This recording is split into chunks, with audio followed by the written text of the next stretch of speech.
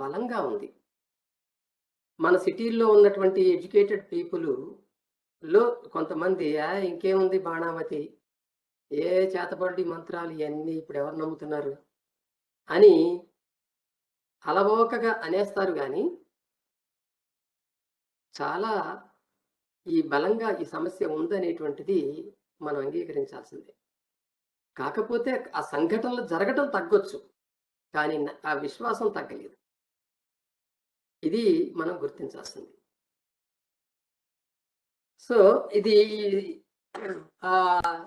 విశ్వాసం తగ్గలేదు అనటానికి రుజువేమిటి అన్నప్పుడు 2017 సంవత్సరంలో అంటే దబోల్కర్ చట్టం వచ్చిన తర్వాత 2017 సంవత్సరంలో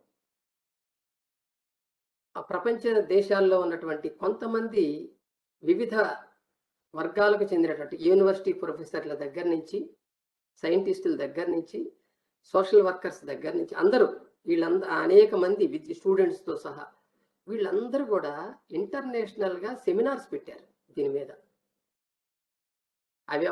అవేవి మన వార్తల్లో ఇక్కడికి రాలేదు. ఆ ఇంటర్నేషనల్ సెమినార్స్‌లో విచ్ క్రాఫ్ట్ అంటే మనం బాణామతి అంటున్నాం ఇక్కడ. ఆ విచ్ క్రాఫ్ట్ ప్రాబ్లమ్ అనేటువంటిది ఎలా ఉంది అనే దాన్ని డిస్కస్ చేశారు. ఆ డిస్కస్ చేసిన తర్వాత దాని ఫలితంగా యుఎన్ వాళ్ళు, ఐక్యరాజ్య సమితికి సంబంధించినటువంటి హ్యూమన్ రైట్స్ కమిషన్ వాళ్ళు ఒక కమిటీ వేశారు. Which craft and human rights information network దాని పేరు. Which craft and human rights information network.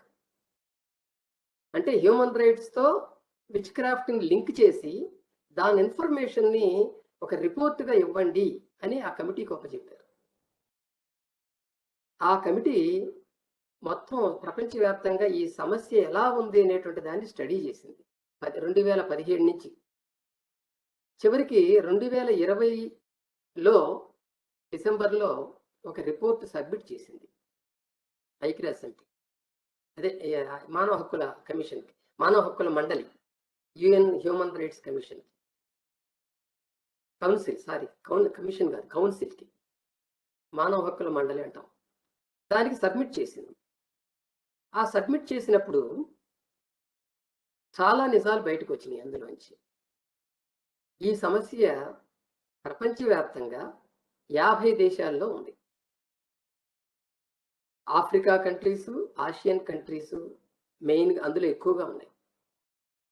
అటు దక్షిణాఫ్రికా, దక్షిణ అమెరికా, ఉత్తర అమెరికాల్లో కూడా ఉన్నాయి. ఈ సమస్య ఉంది. ఒక్క యూరోప్‌లోనే ఈ సమస్య చాలా తక్కువ ఉంది. ఆ యూరోప్‌లో కూడా ముస్లిం కంట్రీస్ అంటే ఇస్లామిక్ వీటిని అవలంబిస్తున్నటువంటి కొన్ని దేశాల్లో అది బలంగా ఉంది. సో, ఇది ఇట్లా చూసినప్పుడు ఎన్ని దేశాల్లో ఉంది అనేది కూడా వాళ్ళు కౌంట్ చేసి 50 కంట్రీస్‌లో ఇది బాగా వ్యాప్తిలో ఉంది అన్నారు. ఆ 50 కంట్రీస్‌లో కూడా సంవత్సరానికి 20,000 మంత్రగత్తెల మంత్రగాళ్ల కేసులు నమోదవుతున్నాయి. 20,000. కనుక ఈ ఈ అంటే ఇవన్నీ కూడా ఇంతమంది సంవత్సరానికి మరణిస్తున్నారు అనంటే ఈ సమస్యని ఆయా ప్రభుత్వాలు, ఆయా దేశాల్లో ఉన్నటువంటి ప్రభుత్వాలు పట్టించుకోకపోవటం, ఈ మంత్రాల హత్యలు, బాణామతి హత్యలు అనేటువంటివి ఏముందిలే, అది ప్రజల నమ్మకాల మీద, ప్రజలకు ఉన్నటువంటి సెంటిమెంట్స్ మీద ఆధారపడింది కాబట్టి దాన్ని మనం పట్టించుకోకూడదు దాన్ని అని చెప్పి ఒక పట్టించుకొని ఒక శీతకన్ను అంటాం దాన్ని. ఆ శీతకన్ను వేయటం ఆ సమస్య మీద వల్ల అది నెగ్లిజెన్సీ బాగా కనపడుతూ ఉండటం వల్ల అది ఆ సమస్య అట్లాగే ఉంది. సో అయితే ఈ రిపోర్ట్ అందుకున్న తర్వాత హ్యూమన్ రైట్స్ కౌన్సిల్ వాళ్ళు దీన్ని డిస్కషన్‌కి పెట్టారు. ఆ డిస్కషన్స్‌లో పెట్టినప్పుడు ఈ సమస్య నిజంగా మానవ హక్కుల సమస్య.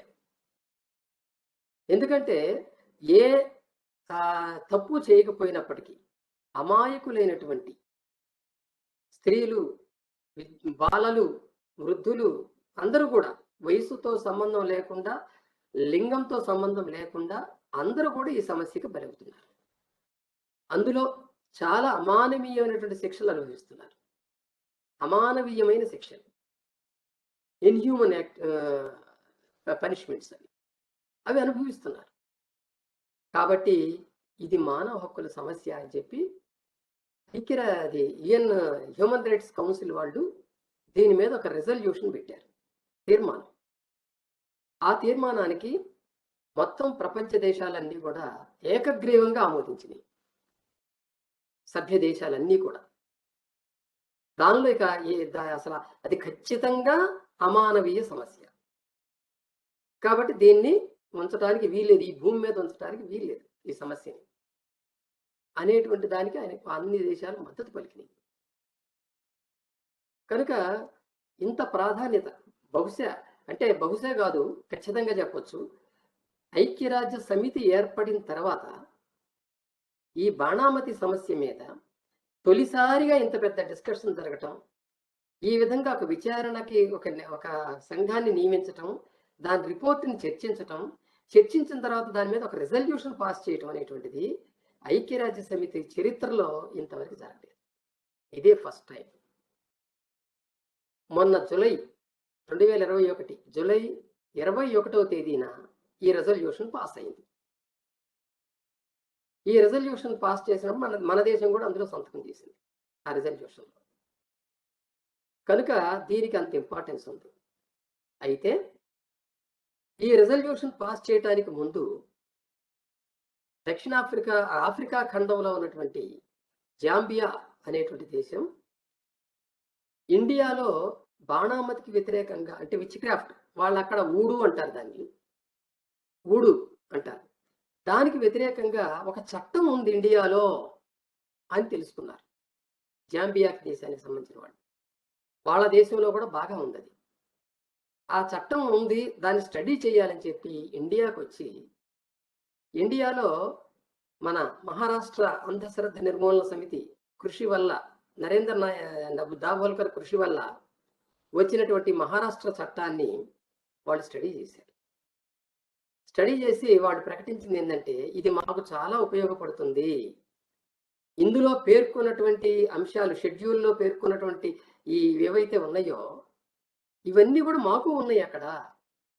సో దీన్ని మేము కొంచెం మాకు తగ్గట్టుగా మార్చుకొని మేము అక్కడ మా గవర్నమెంట్ ముందు దీన్ని పెడతాము అని చెప్పి అక్కడ ఆ దేశానికి సంబంధించినటువంటి ప్రభుత్వ అధికారి స్వయంగా ప్రకటించాడు.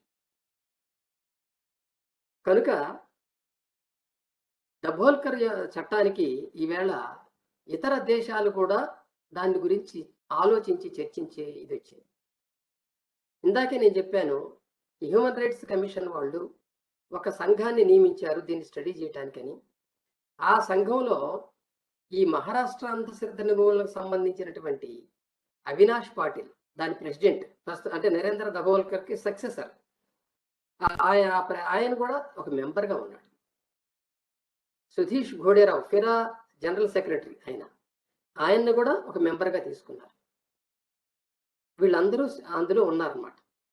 సో వీళ్ళందరూ ఉండటం, దాన్ని ఒక రిపోర్ట్ తయారు చేయటంలో వీళ్ళందరూ కూడా సహకరించడం ఇవన్నీ జరిగాయి. కనుక ఇవాళ ఇంకోటి ఐక్యరాజ్య సమితి హెచ్ఆర్సీలో హ్యూమన్ రైట్స్ కౌన్సిల్లో డిస్కషన్కి వచ్చినప్పుడు కూడా మహారాష్ట్ర చట్టం గురించి వచ్చింది ప్రస్తావన. దాని వల్ల కలిగే ఉపయోగాలు వచ్చింది. అందువలన ఈ ఇండియాలో ఉన్నటువంటి ఈ ఒక్క చట్టం, దభోల్కర్ ప్రాణత్యాగం చేసినందువల్ల ఏర్పడినటువంటి ఈ చట్టం ఏదైతే ఉందో దానికి ఒక ఇంటర్నేషనల్ ప్రామినెన్స్ అనేది వచ్చింది, ఒక అంతర్జాతీయ ప్రాధాన్యత దానికి ఇప్పుడు ఏర్పడింది. అది దభోల్కర్ ఈ రకంగా జీవిస్తున్నాడు ఇప్పుడు ప్రపంచవ్యాప్తంగా, అతని ప్రభావం కనపడుతుంది. ఇది మనం గుర్తించాల్సింది. ఇవాళ ఇండియాలో అంతకుముందు దభోల్కర్ కంటే ముందు కొన్ని చట్టాలు వచ్చినాయి, మనం రాలేదని చెప్పట్లేదు మనం. అయితే అవి కేవలం చేతబడి మీద వచ్చినాయి. 1999లో బీహార్ రాష్ట్ర ప్రభుత్వం మొట్టమొదటిసారి బాణామతికి, అంటే అక్కడ వాళ్ళ పేరు వేరే ఉంటుంది, ఆ బాణామతికి వ్యతిరేకంగా అక్కడ చట్టం తీసుకొచ్చారు. ఆ తర్వాత అది ఛత్తీస్గఢ్కి, జార్ఖండ్కి కూడా ఆ రాష్ట్ర ప్రభుత్వాలు కూడా దాన్ని చట్టం చేసుకున్నాయి.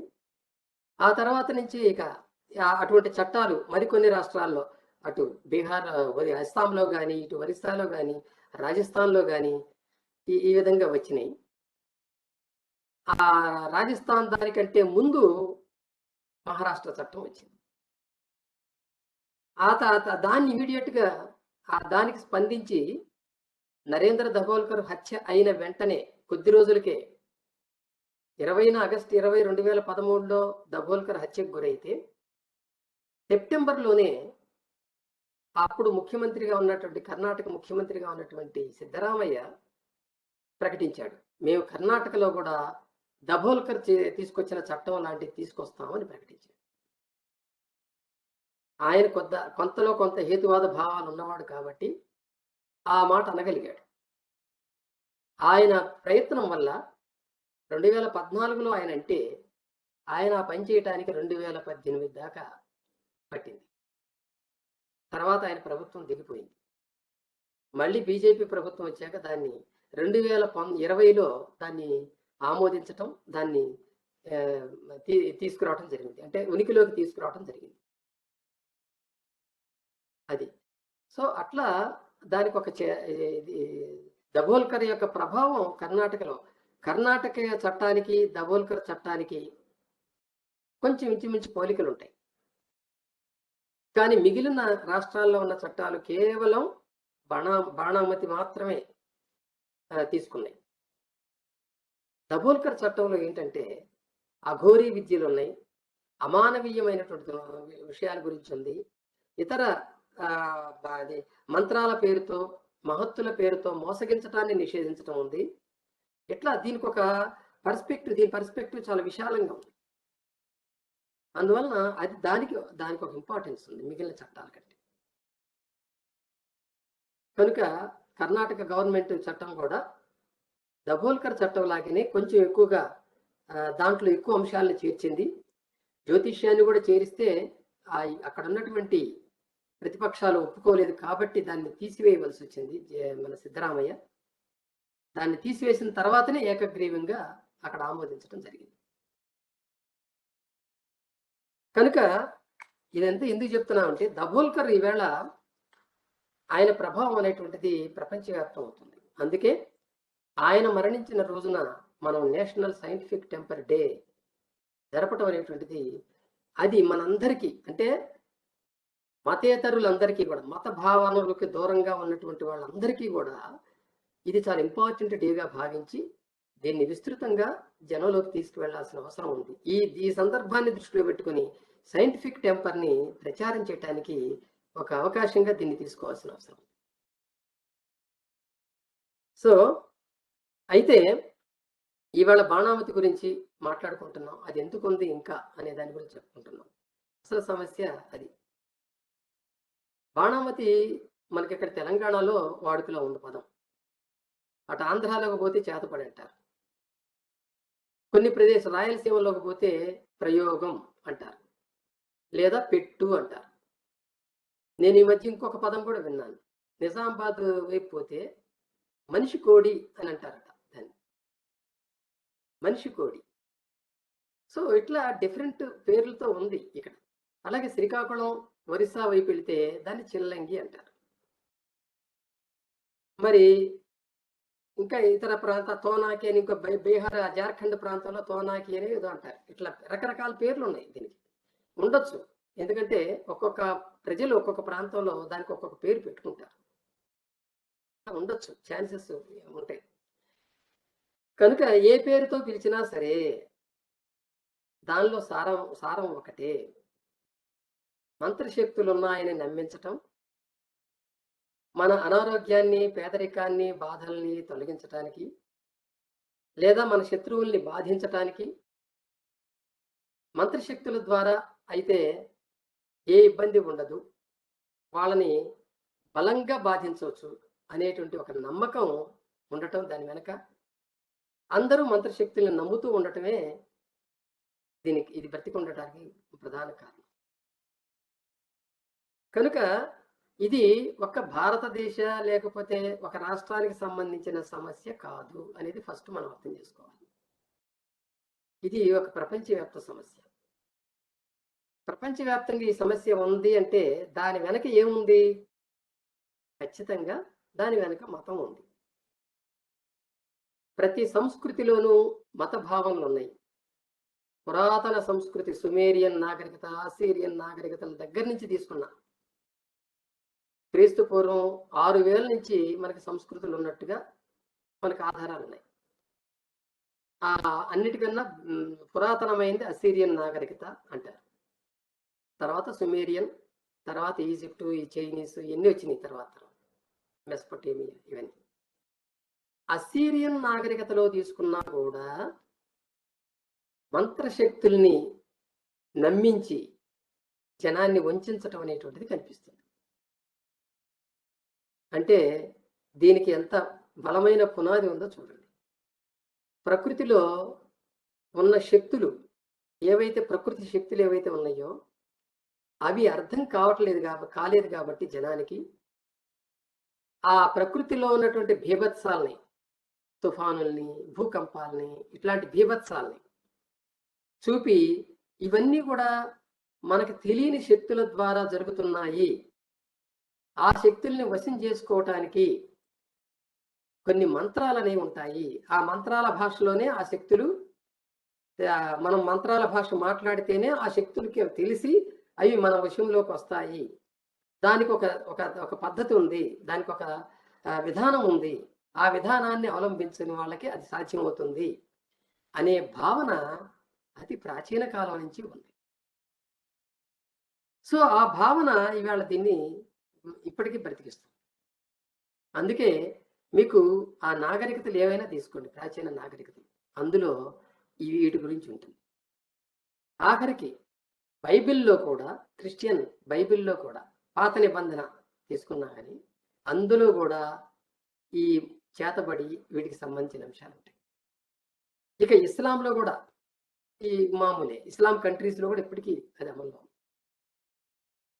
ఇక ఏ మతం, ప్రాచీన మతాలు ఏవి తీసుకున్నా సరే, అలాగే మన ఇండియా వైపు ఆసియాలోకి వచ్చినా సరే, చైనీస్ మతం, అలాగే చైనీస్లో ఉన్న తావోయిజం, లేదా జపాన్లో ఉన్నటువంటి షింటోయిజం, ఇట్లా ఏవి తీసుకున్నా సరే మంత్రాలకి భయపడటం అనేటువంటిది మాత్రం మనకి.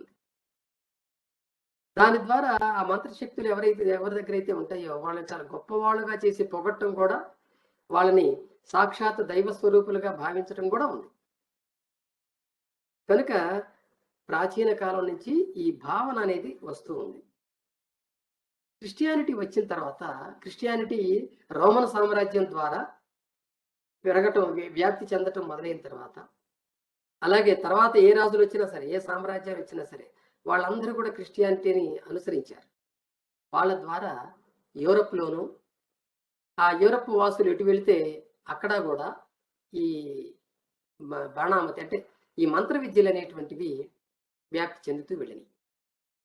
క్రీస్తుని దయ్యాలు వదిలించేటువంటి ఒక మంత్రగాడిగా కూడా వాళ్ళు ప్రచారం చేశారు. ఈ స్వస్థత ప్రార్థనలు కానీ, దయ్యాలను విడిపించటం కానీ, ఇవన్నీ కూడా క్రీస్తు చేశాడు బైబిల్లో. అందువలన అది ఫోకస్ చేసి జనాన్ని వశం చేసుకోవటానికి, మీకు ఇంట్లో ఏ బాధలు వచ్చినా, వచ్చినా మన బైబిల్ వాక్యాలు చదివితే మీకు ఇది లభిస్తుంది, ఉపశాంతి లభిస్తుంది అని ఆశ పెట్టడం వల్ల కానీ, అనారోగ్యాన్ని, పేదరికాన్ని తగ్గిస్తుంది ఈ క్రైస్తవంలోకి చేరితే అని చెప్పి అనటం వల్ల కానీ, వీటన్నిటి ఏ కారణాల వల్ల కానీ జనాన్ని లొంగ తీసుకోవటానికి, లోపరుచుకోవటానికి ఈ ప్రచారం అనేటువంటిది బాగా తోడ్పడింది.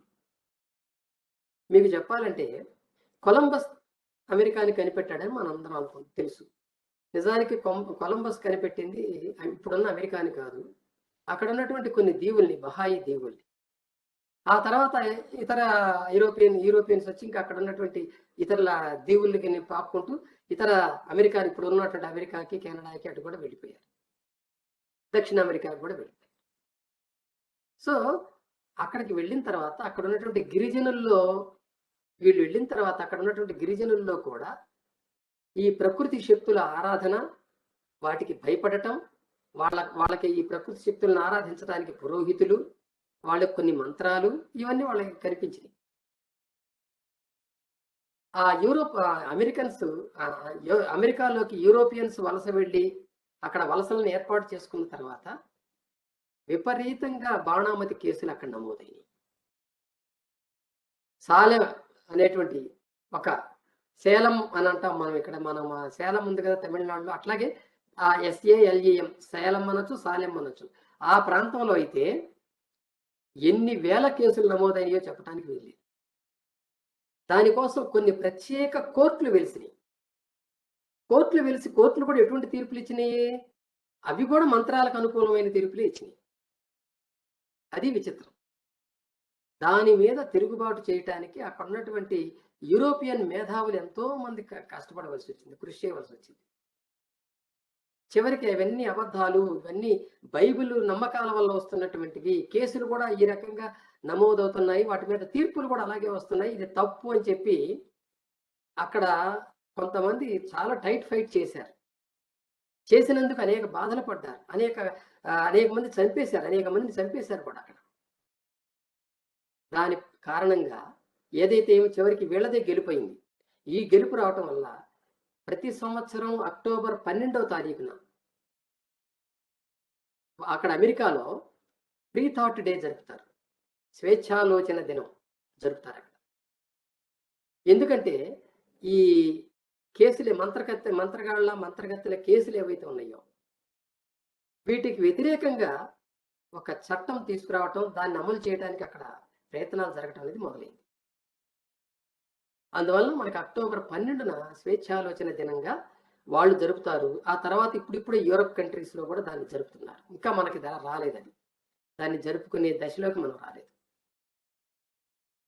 కనుక ఈ అమెరికా చరిత్ర ఇది ఒక సపరేట్ చరిత్ర.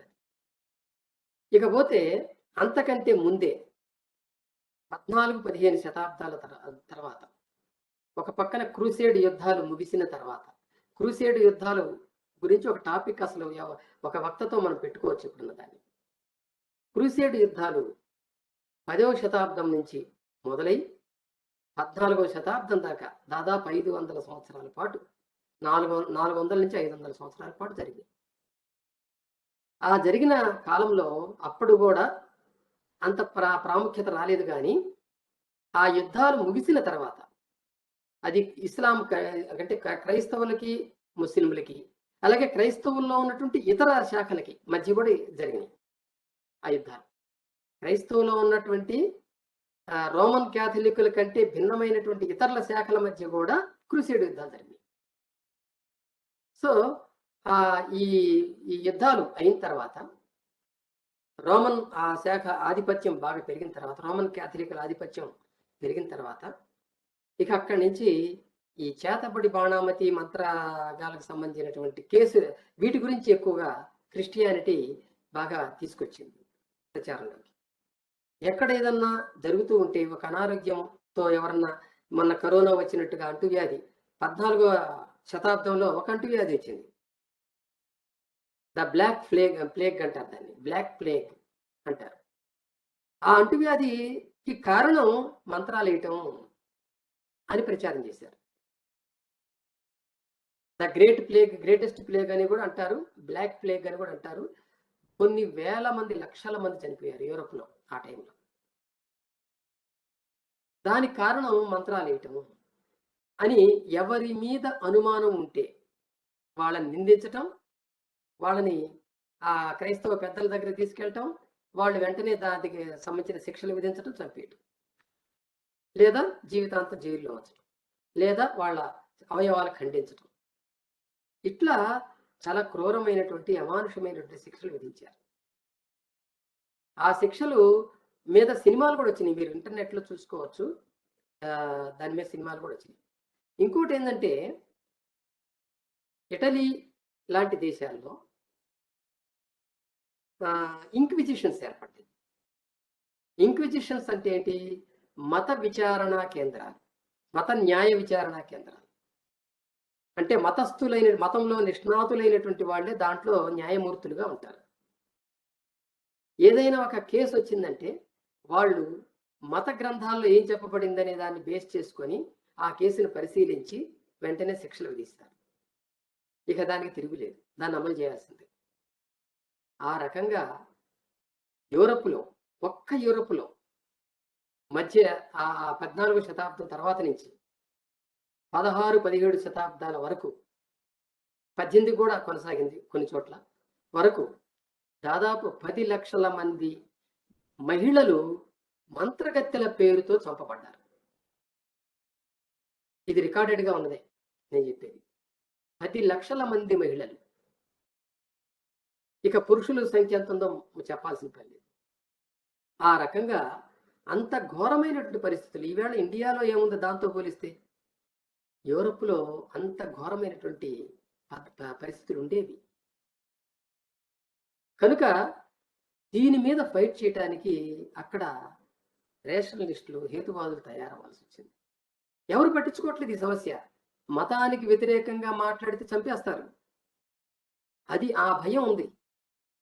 కనుక మతం చేసే పని తప్పు అయినప్పటికీ కూడా దాన్ని తప్పు అని చెప్పలేరు, చెప్తే చంపేస్తారు. అట్లా చనిపోయిన వాళ్ళు ఉన్నారు చాలామంది మేధావులు.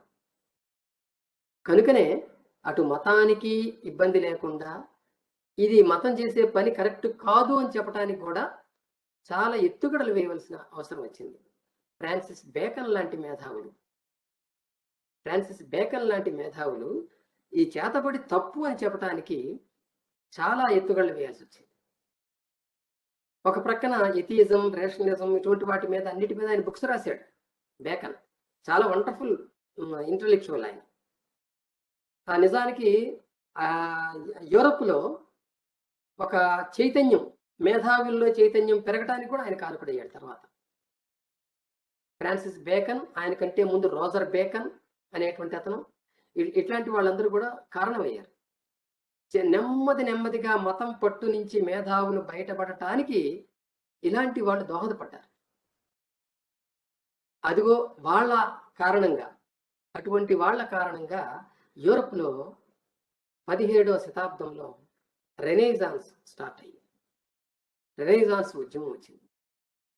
అది దాదాపు 100-150 సంవత్సరాలు వచ్చింది, కొనసాగింది. ఆ తర్వాత ఫ్రెంచి విప్లవం వచ్చింది. ఆ ఫ్రెంచి విప్లవ ప్రభావం ఇంకా మేధావులను ప్రభావితం చేసింది. ప్రజాస్వామ్యం అనేది ఒక విధానంగా, ఒక పాలనా విధానంగా ఫ్రెంచి విప్లవం తర్వాత ముందుకు వచ్చింది. మీ అందరికీ తెలుసు, వాల్టేరు, రూసో ఇట్లాంటి వాళ్ళందరూ కూడా దానికి సహకరించారు. ఇక అక్కడి నుంచి ఈ మతం పట్టు సడలడం మొదలైంది. ఆ తర్వాత 18వ శతాబ్దంకి వచ్చేసరికి ఇక ఇంగర్సాల్ లాంటి వాళ్ళు అటు అమెరికాలోను, యూరప్లో రాబర్ట్ బ్రౌన్స్ లాంటి వాళ్ళు, ఇట్లా చాలా మంది ఈ ప్రచారం డైరెక్ట్గా మతాన్ని విమర్శించడం మొదలుపెట్టారు. డైరెక్ట్గా ఏమైతే అయింది. ఇంగర్సాల్ లాంటి వాళ్ళు చాలా వండర్ఫుల్. అసలు నిజంగా ఆయన చేసిన కృషి తెలుసుకుంటే అమెరికాలో ఈవేళ చాలా చేంజ్ రావడానికి, డెవలప్మెంట్ రావడానికి ఆయన చేసిన ఉపన్యాసాలు చాలా కారణం. కొన్ని వేల ఉపన్యాసాలు చేశాడంటే మనం నమ్మలేం. అలాగే బుక్స్ కూడా రాశాడు. అవన్నీ కూడా మరి రికార్డెడ్గా మనకు దొరుకుతున్నాయి, ఇంటర్నెట్లో ఫ్రీగా దొరుకుతున్నాయి. ప్రతి టాపిక్ మీద మాట్లాడాడు. ఆయన మాట్లాడుతుంటే అమెరికా అఫీషియల్స్, అమెరికాను పాలించేటువంటి అఫీషియల్స్ మారు వేషాలు వేసుకొని వచ్చి ఆయన ఉపన్యాసాన్ని వినేవాడు. అది విచిత్రం. మారు వేషాలు వేసుకొచ్చి, ఎందుకు? డైరెక్ట్గా వస్తే క్రిస్టియన్స్ విమర్శిస్తారని. అందుకని మారు వేషాల్లో వచ్చి ఆయన ఉపన్యాసాలు విని ఉప్పొంగిపోయేవాడు. That is the great personality Robert Green Ingersoll. కనుక టికెట్ పెట్టుకొని, ఆ రోజుల్లో ఆయన ఉపన్యాసానికి టికెట్ దొరికేవి కాదు. అది ఇంకా విచిత్రం. ముందుగా బుక్ చేసుకోవాలి. ఆ రకమైనటువంటి చైతన్యాన్ని ఆయన తీసుకొచ్చాడు. తర్వాత మన యూరోప్లోకి వచ్చినా కూడా అంతే జరిగింది. 18వ శతాబ్దం తర్వాత ఇక క్రైస్తవ చర్చి బలహీనపడటం మొదలైంది. 19వ శతాబ్దంలో బాగా బలహీనపడింది. అప్పుడే డార్విన్ రావటం, పరిణామవాద సిద్ధాంతాన్ని బయటికి తేవటం, దాన్ని మేధావులు, శాస్త్రవేత్తలు అందరూ కూడా ఆమోదించటం. ఇక అక్కడి నుంచి చర్చి పతనం అయిపోయింది. నెమ్మదిగా దాని ప్రతిష్ట అవన్నీ దిగజారటం మొదలుపెట్టింది. ఇదంతా ఒక చరిత్ర అనుకోండి. అయితే ఇదంతా ఎందుకు చెప్తున్నానంటే, మత ప్రభావం ఎప్పుడైతే తగ్గటం మొదలైందో, అప్పుడే బాణామతి కూడా నెమ్మదిగా తగ్గటం మొదలైంది. మతం బలంగా ఉన్న రోజుల్లో బాణామతిని తగ్గించడానికి మొట్టమొదట ప్రయత్నం చేసిన దేశం బ్రిటన్. బ్రిటన్ బ్రిటన్‌లో కూడా వందలాది మంది చంపబడుతుండేవాళ్ళు ఈ మంత్రాల పేరుతో. చంపబడుతూ ఉంటే అక్కడ ఉన్నటువంటి యూనివర్సిటీ ప్రొఫెసర్స్, మేధావులు వీళ్ళందరూ కూడా ఎడింబరోలో ఉన్నటువంటి డేవిడ్ హ్యూమ్ లాంటి వాళ్ళు వీళ్ళందరూ కూడా ప్రభుత్వం మీద ఒత్తిడి తీసుకొచ్చారు. ఒక మనుషుల్ని ఇట్లా తెలియనటువంటి శక్తులని నమ్మి మనుషుల్ని చంపడం ఏంటి? ఆ శక్తిలేవో మనకు తెలియదు. తెలియనప్పుడు దాని ప్రభావం ఇదిగో వీళ్ళు మంత్రాలు వేశారనో, వీళ్ళు ఇంకోటి చేశారనో, వీళ్ళని చంపటం ఏంటి? అని వాళ్ళు ప్రశ్నించడం మొదలుపెట్టడంతో బ్రిటన్ ప్రభుత్వం కూడా చివరికి వాళ్ళ మాటలు విని బ్రిటిష్ రాజు ఎవరైతే ఉన్నారో ఇంగ్లాండ్ రాజు వాళ్ళు కూడా చివరికి వీళ్ళ మాటలు తలవగ్గి మొట్టమొదటిసారిగా ప్రపంచంలో బాణామతికి వ్యతిరేకంగా చట్టం తీసుకొచ్చారు వాళ్ళు. 1685లో మొట్టమొదటి చట్టం వచ్చింది. కనుక ఆ చట్టం వచ్చిన తర్వాత ఇతర చట్టాలు కూడా, అంటే దానికి అనుబంధమైనటువంటి చట్టాలు కూడా వచ్చినాయి. మళ్ళీ తర్వాత కొన్నాళ్ళకి ఒత్తిడి రావడం దాన్ని రిపీల్ చేశారు, మళ్ళీ తొలగించారు. ఆ తర్వాత మళ్ళీ వచ్చింది ఇంకొక రూపంలో. ఇట్లా వచ్చింది. దీని ప్రభావం మిగతా యూరప్ కంట్రీస్ మీద పడింది. ఆ పక్కనే ఉన్నటువంటి నార్త్ స్కాండినేవియన్ కంట్రీస్, స్వీడన్ కాదు, స్వీడన్, డెన్మార్క్, నార్వే, వీటిని స్కాండినేవియన్ కంట్రీస్ అంటారు. తర్వాత ఇది ఫిన్లాండ్, ఇవన్నీ కూడా వీటన్నిటి మీద పడింది. వీటన్నిటి మీద పడి ఆ దేశంలో కూడా నెమ్మదిగా ఇది నిర్మూలించడానికి తగిన కృషి మొదలైంది. ఒక 400-500 సంవత్సరాలు పట్టింది అది అక్కడ నిర్మూలించబడటానికి. అక్కడ యూరోప్లో నమోదైన చిట్ట చివరి కేసు 1941లో నమోదైంది. దాని మీద జడ్జిమెంట్ వచ్చింది. ఇంకా ఇటువంటి కేసులు అప్పటి నుంచి ఇంతవరకు ఒక్కటి కూడా అక్కడ నమోదు కాదు. సో యూరోప్లో దాదాపుగా విచ్ క్రాఫ్ట్ లేదనుకోవచ్చు. కానీ ఆసియన్ కంట్రీస్లో, ఆఫ్రికన్ కంట్రీస్లో ఇది చాలా బలంగా ఉంది. ఆసియన్ కంట్రీస్లో ఇతర దేశాలు మనకి థాయిలాండ్ తీసుకున్నా, లేదా మన బుద్ధిస్ట్ కంట్రీస్ ఉన్నాయి కదా, బుద్ధిస్ట్ కంట్రీస్లో కూడా ఈ మంత్రతంత్రాలతో వశీకరణలు, అవతల వాళ్ళని చంపుతాం అనేటువంటివి, ఇవన్నీ కూడా ఆ నమ్మకాలు అయితే ఇప్పటికీ ఉన్నాయి. వాళ్ళు బౌద్ధులే కావడానికి బౌద్ధులే, కానీ ఇటువంటి నమ్మకాలు అక్కడ ఇప్పటికీ ఉన్నాయి. శ్రీలంకలో కూడా ఉన్నాయి. సో ఆసియన్ కంట్రీస్లో ఈ బాగానే ఉన్నాయి. అంతకంటే ఎక్కువగా ఆఫ్రికన్ కంట్రీస్లో ఉన్నాయి. వాళ్ళు మొన్న ఇందాక చెప్పాను కదా, యుఎన్ హ్యూమన్ రైట్స్ కౌన్సిల్ వాళ్ళు వాళ్ళ నివేదికలో గమనించింది ఏంటంటే, ప్రపంచంలో ప్రస్తుతం ఎక్కువ విచ్ క్రాఫ్ట్ అంటే బాణామతి కేసులు నమోదవుతున్న దేశాలు అత్యధిక శాతం చూసుకున్నప్పుడు 4 దేశాలు. అందులో టాప్లో ఇండియా ఉంది. మిగతా 3 దేశాలు నైజీరియా, సౌత్ ఆఫ్రికా, జింబాబ్వే, ఈ 3 దేశాలు వరుసగా ఉన్నాయి. సో ఇందాక అనుకున్నాం మనం సంవత్సరానికి 20,000 కేసులు నమోదవుతున్నాయని. ఆ 20,000 కేసుల్లో ఇండియానే టాప్లో ఉందట, మిగిలినవి అక్కడ ఉన్నాయి. ఇండియాలో ఎలా ఉన్నాయి? ఇండియాలో మన NCRB, national crime record bureau ఏదైతే ఉందో, అది నేరాలని నమోదు చేస్తూ ఉంటుంది. ఆ సంస్థ ఏదైతే చెప్తుందో దాని లెక్కల ప్రకారం అఫీషియల్గా తీసుకున్నా కానీ సంవత్సరానికి 1,500 నుంచి 2,000 కేసులు నమోదవుతున్నాయి ఇండియాలో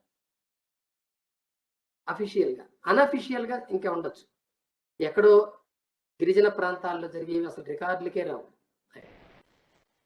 మామూలుగా మైదాన ప్రాంతాల్లో జరిగే వాటికి కూడా కొంతమంది గుట్టు చప్పుడు కాకుండా, కేసులు లేకుండా రాజీలు పడుతుంటారు, అవి కూడా ఉన్నాయి.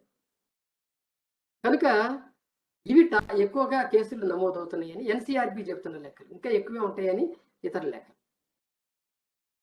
ఏదైతేనేమి ఇండియాలో ఈ సమస్య అయితే బలంగా ఉంది. ఇది మనం గుర్తించాలి.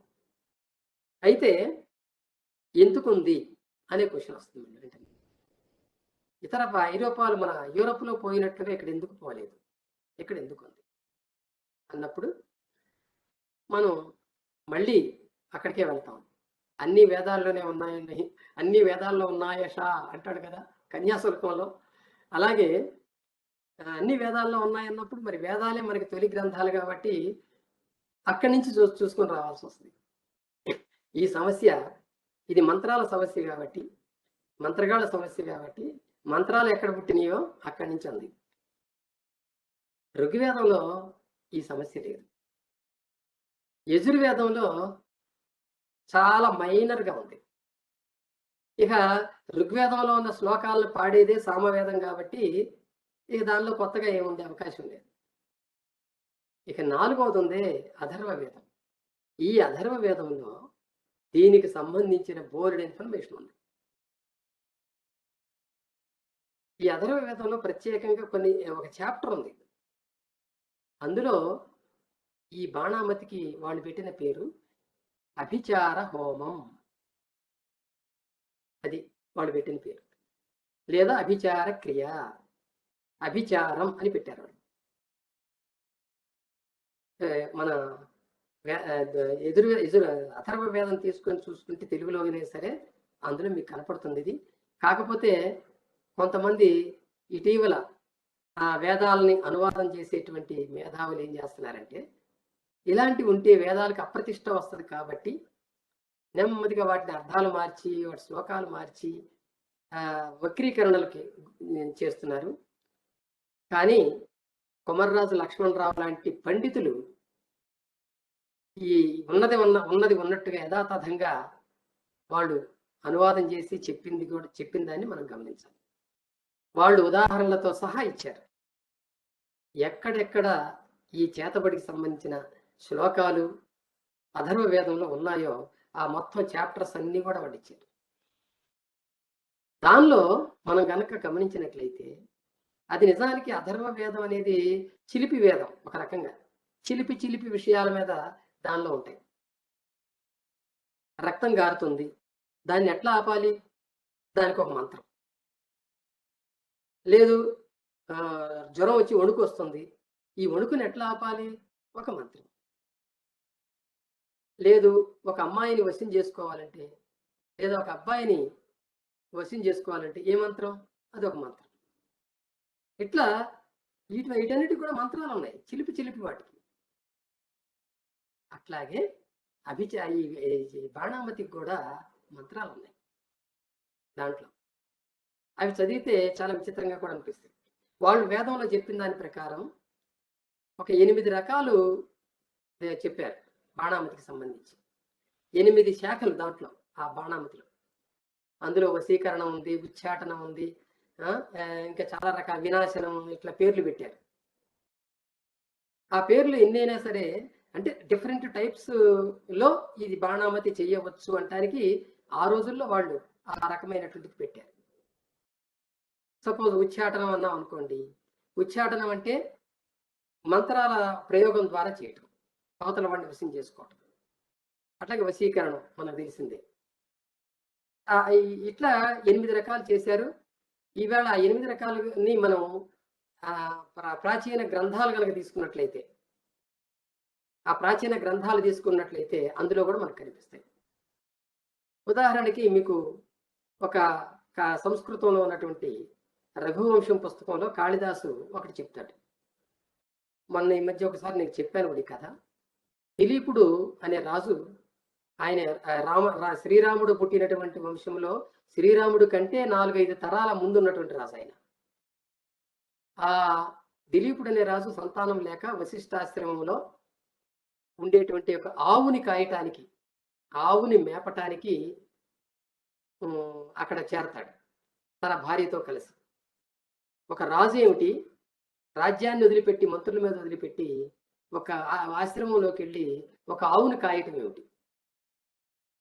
సంతానం లేదు కాబట్టి ఆవును కాస్తే పగలంతా ఈ దిలీపుడు ఆ వశిష్ఠుని దగ్గర ఉన్నటువంటి నందిని అనేటువంటి ధేనువుని, ఆవుని తీసుకెళ్ళి పొలంలో మేపుకురావాలి. ఎక్కడో దూరంగా ఉన్నటువంటి పొలంలో. ఆయన్ని పంపించే ముందు ఆయన భార్య ఆ ఆవుకి పూజించాలి, నందినికి పూజించాలి.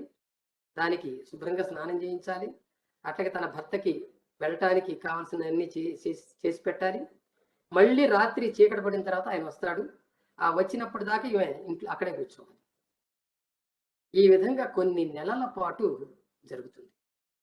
చిట్ట చివరిలో ఒకరోజు ఒక పులి ఆ నందిని ఆవుని చంపటానికి ప్రయత్నిస్తూ ఉంటే ఈయన కత్తెత్తుతాడు ఆ పులిని చంపటానికి.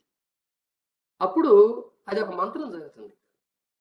ఆ చదవటంతో అతని చెయ్యి అలాగే ఉండిపోతుంది, కిందకి రాలేదు. ఎత్తిన కత్తి, ఎత్తిన చెయ్యి ఎత్తినట్లే ఉండిపోద్ది.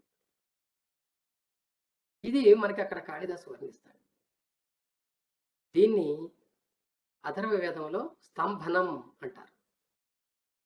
స్తంభనం అనేది అభిచార హోమంలో అదొక పార్ట్ అన్నమాట. ఇది కూడా చేతబడి కింద లెక్క. ఇలాంటివి మనం అనేక స్టోరీల్లో ఇంకా వింటుంటాము, సినిమాల్లో కూడా చూస్తుంటాం.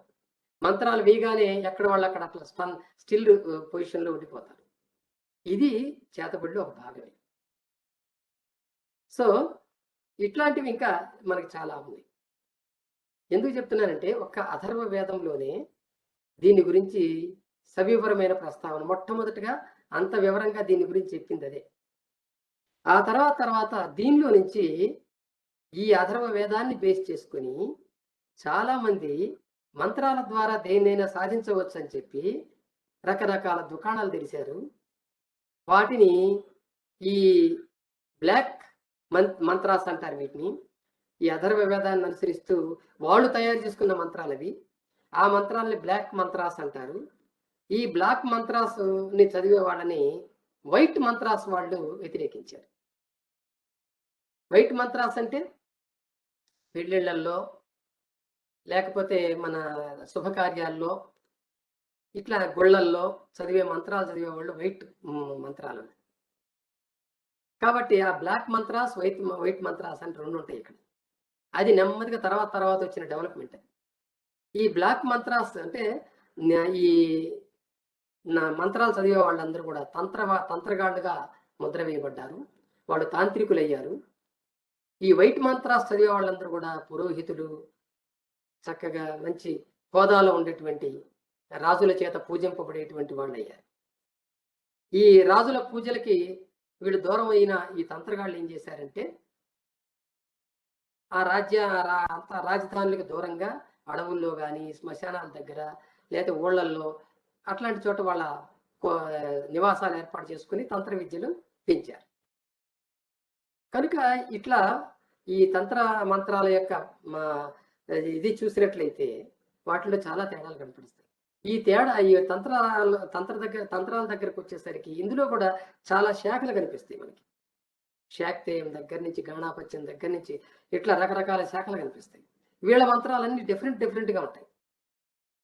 వీళ్ళ విద్యలు అంటే వీళ్ళు ప్రకృతి అది మన దైవ శక్తుల్ని వశం చేసుకోవటానికి వీళ్ళు అంటే సాధనాలు అంటారు వాళ్ళు.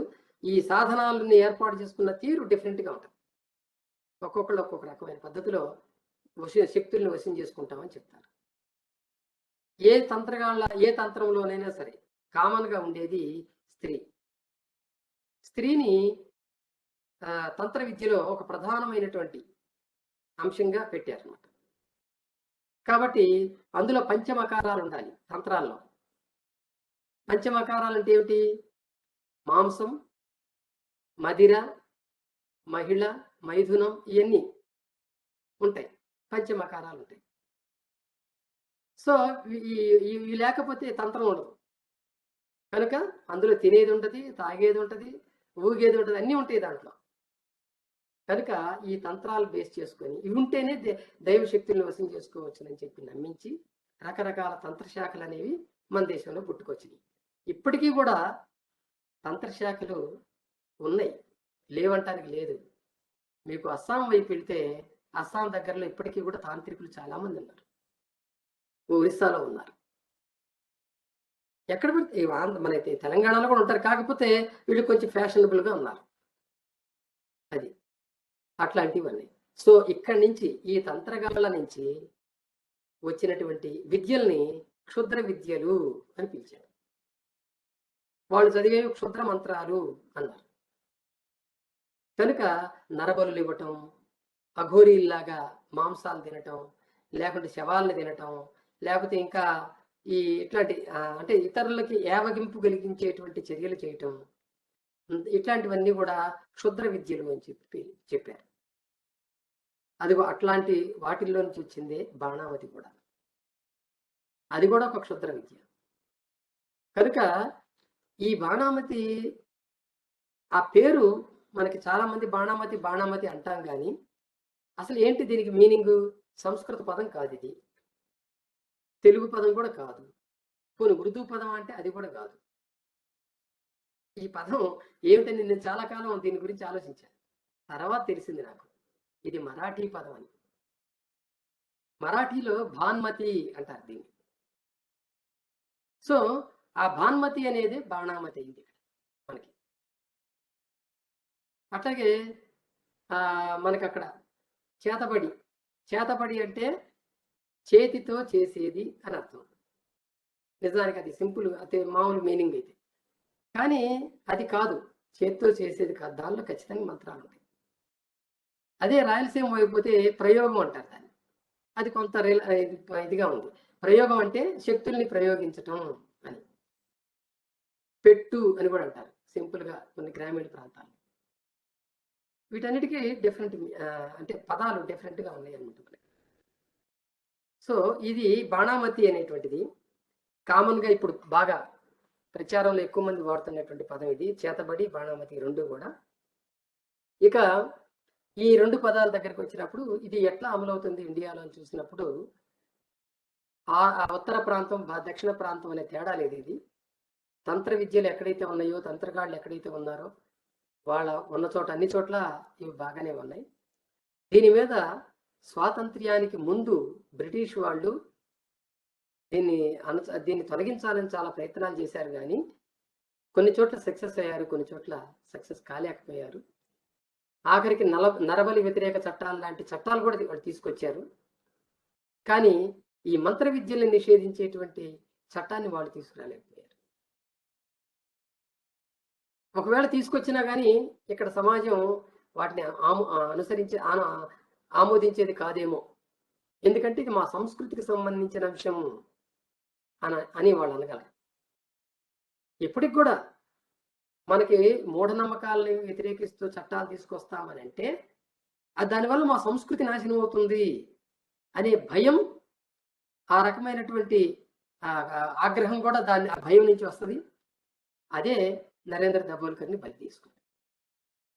నిజానికి సంస్కృతిని నాశనం చేయటం కాదు, ఇది భారతీయ జీవన విధానాన్ని సంస్కరిస్తుంది. ఇక్కడ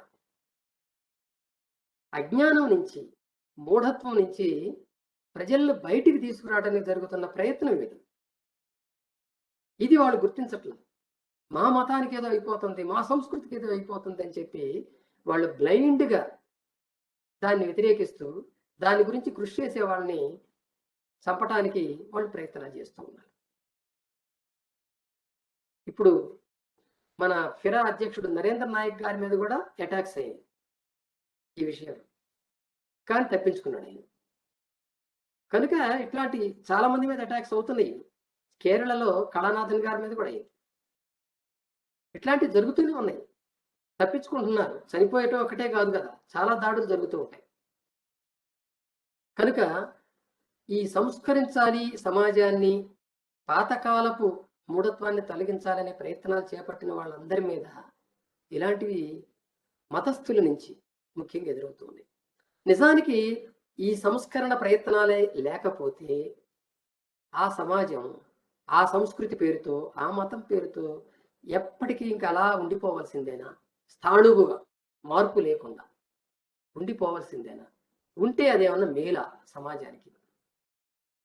ఒక ప్రక్కన వైజ్ఞానిక అంశాలని తీసుకొని సమాజాలు అనేవి డెవలప్ అవుతూ ముందుకెళ్తూ ఉంటే, మనం మూఢత్వంని జత చేసి ఉన్నటువంటి సంస్కృతిని బేస్ చేసుకొని ఇది మాకు వ్యతిరేకం, మేము ఒప్పుకోం అని చేయటం వల్ల ప్రయోజనం సాధించగలం.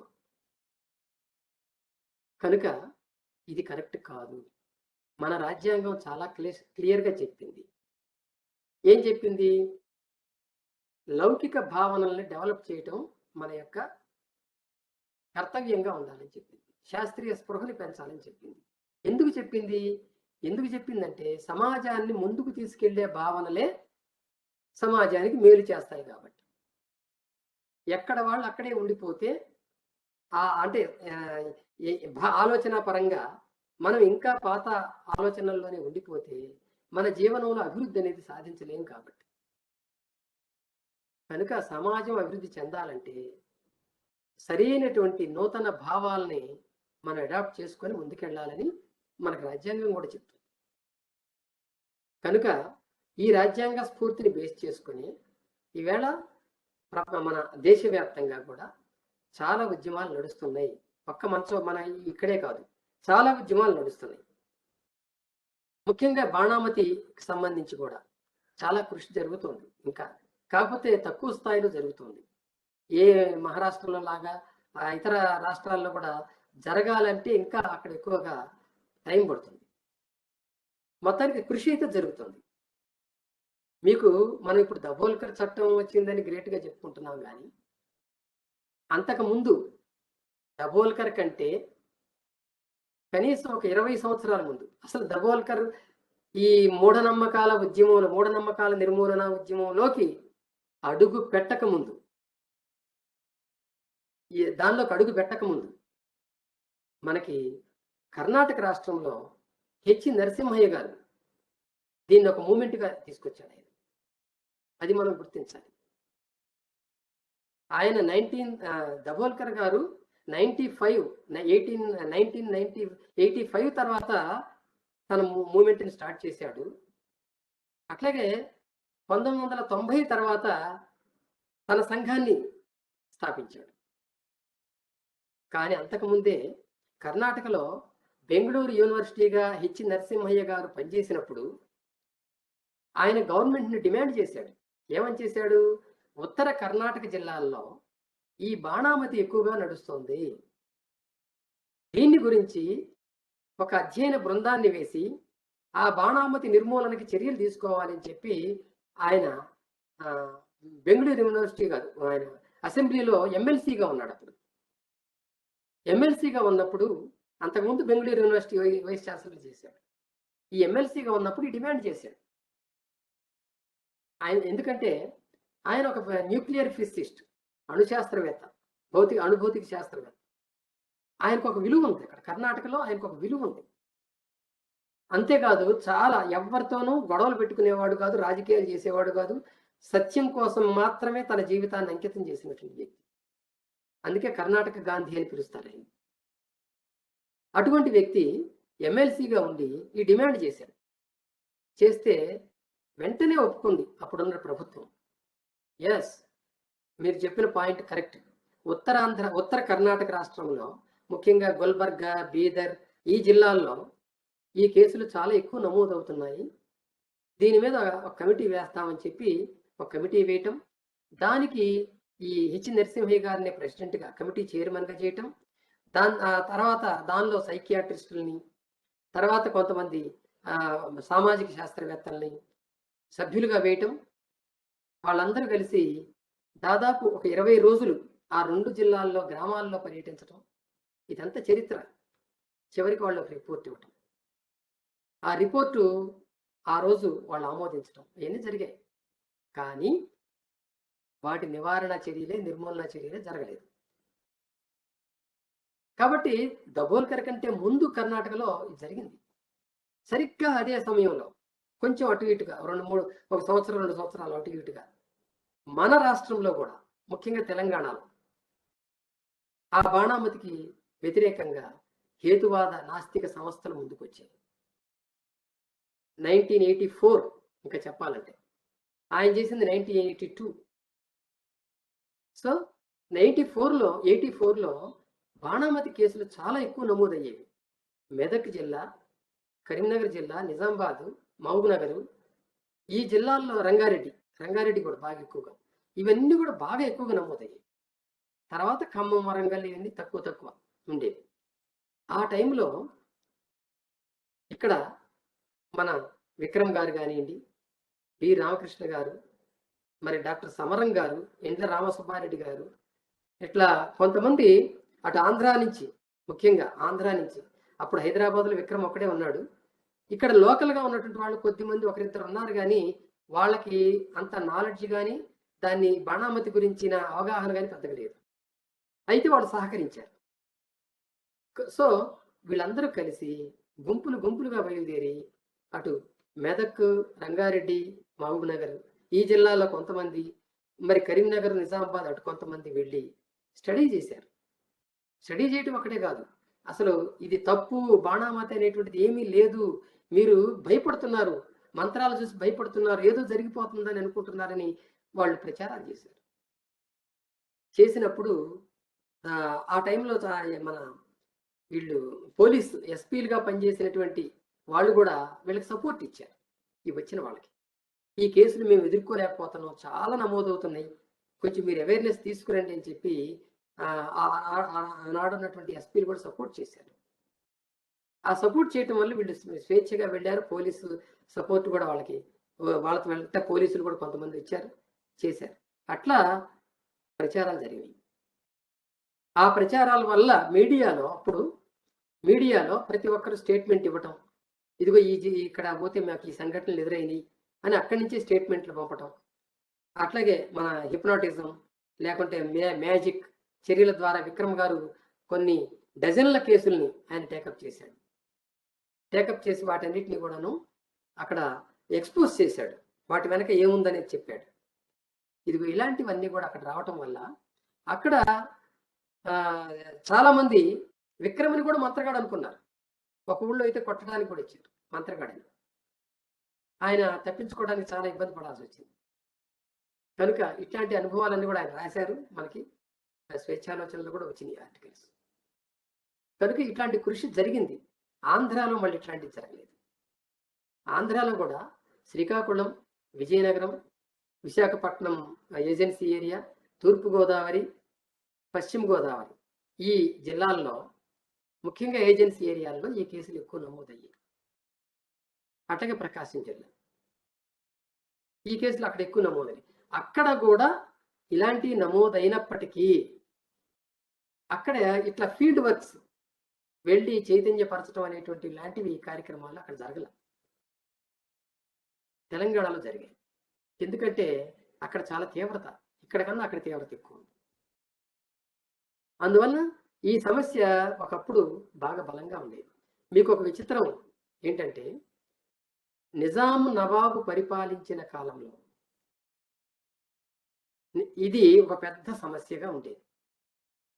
ముస్లిం మంత్రగాళ్ళు కూడా చాలా ఎక్కడ పడితే అక్కడ ఉండేవాళ్ళు. అందువల్ల ఆ మంత్రగాళ్ళని వాళ్ళ మీద చర్యలు తీసుకోవడానికి మతం అడ్డొచ్చేది. ఇటు చూస్తే హిందూ మతం, అటు చూస్తే ముస్లిం మతం, ఈ రెండు మతాలు వాటికి సపోర్ట్ ఇచ్చేవి. అందువలన కడు పేదరికంలో తెలంగాణ ప్రజలు అత్యంత పేదరికంలో ఉండేవాళ్ళు. అత్యంత పేదరికం, నిజానికి చెప్పుకోలేనంత పేదరికం. అప్పట్లో ఈ రూపీస్ అనేవి వచ్చినప్పటికీ ఎవరి దగ్గర రూపాయి కూడా ఉండేది కాదు, పైసలు ఉండేవి. అందుకే డబ్బుల్ని పైసలు అనటం ఇక్కడ అలవాటైపోయింది. పైసలు మాత్రమే ఉండేవి, రూపాయలు, వందలు, వేలు ఇట్లాంటివి అసలు కనపడేవి కాదు. జనంలో పైసలు అనేది వాడుకపడిపోయింది, అంత పేదరికం. సో ఈ పేదరికం ఉంది కాబట్టి పేదరికంతో పాటు అనారోగ్యం వస్తుంది. ఈ అనారోగ్యం, పేదరికం, ఇక సహజంగానే విద్య లేకపోవటం, అవిద్య, ఇవన్నీ ఒకదానికొకటి లింక్ అయి ఉంటాయి. ఈ లింక్ అవటం వల్ల బాణామతి చాలా బలంగా ఇక్కడ ఉండేది. మనకి 1907లోనో 8లోనో నిజాం పరిపాలకులు యాంటీ బాణామతి స్క్వాడ్ వేశారు. ఇక్కడ బాణామతి వ్యతిరేక దళాన్ని, పోలీసు దళాన్ని తయారు చేసి దాన్ని ప్రచారం చేయండి బాణామతికి వ్యతిరేకంగాని వీళ్ళు వేశారు.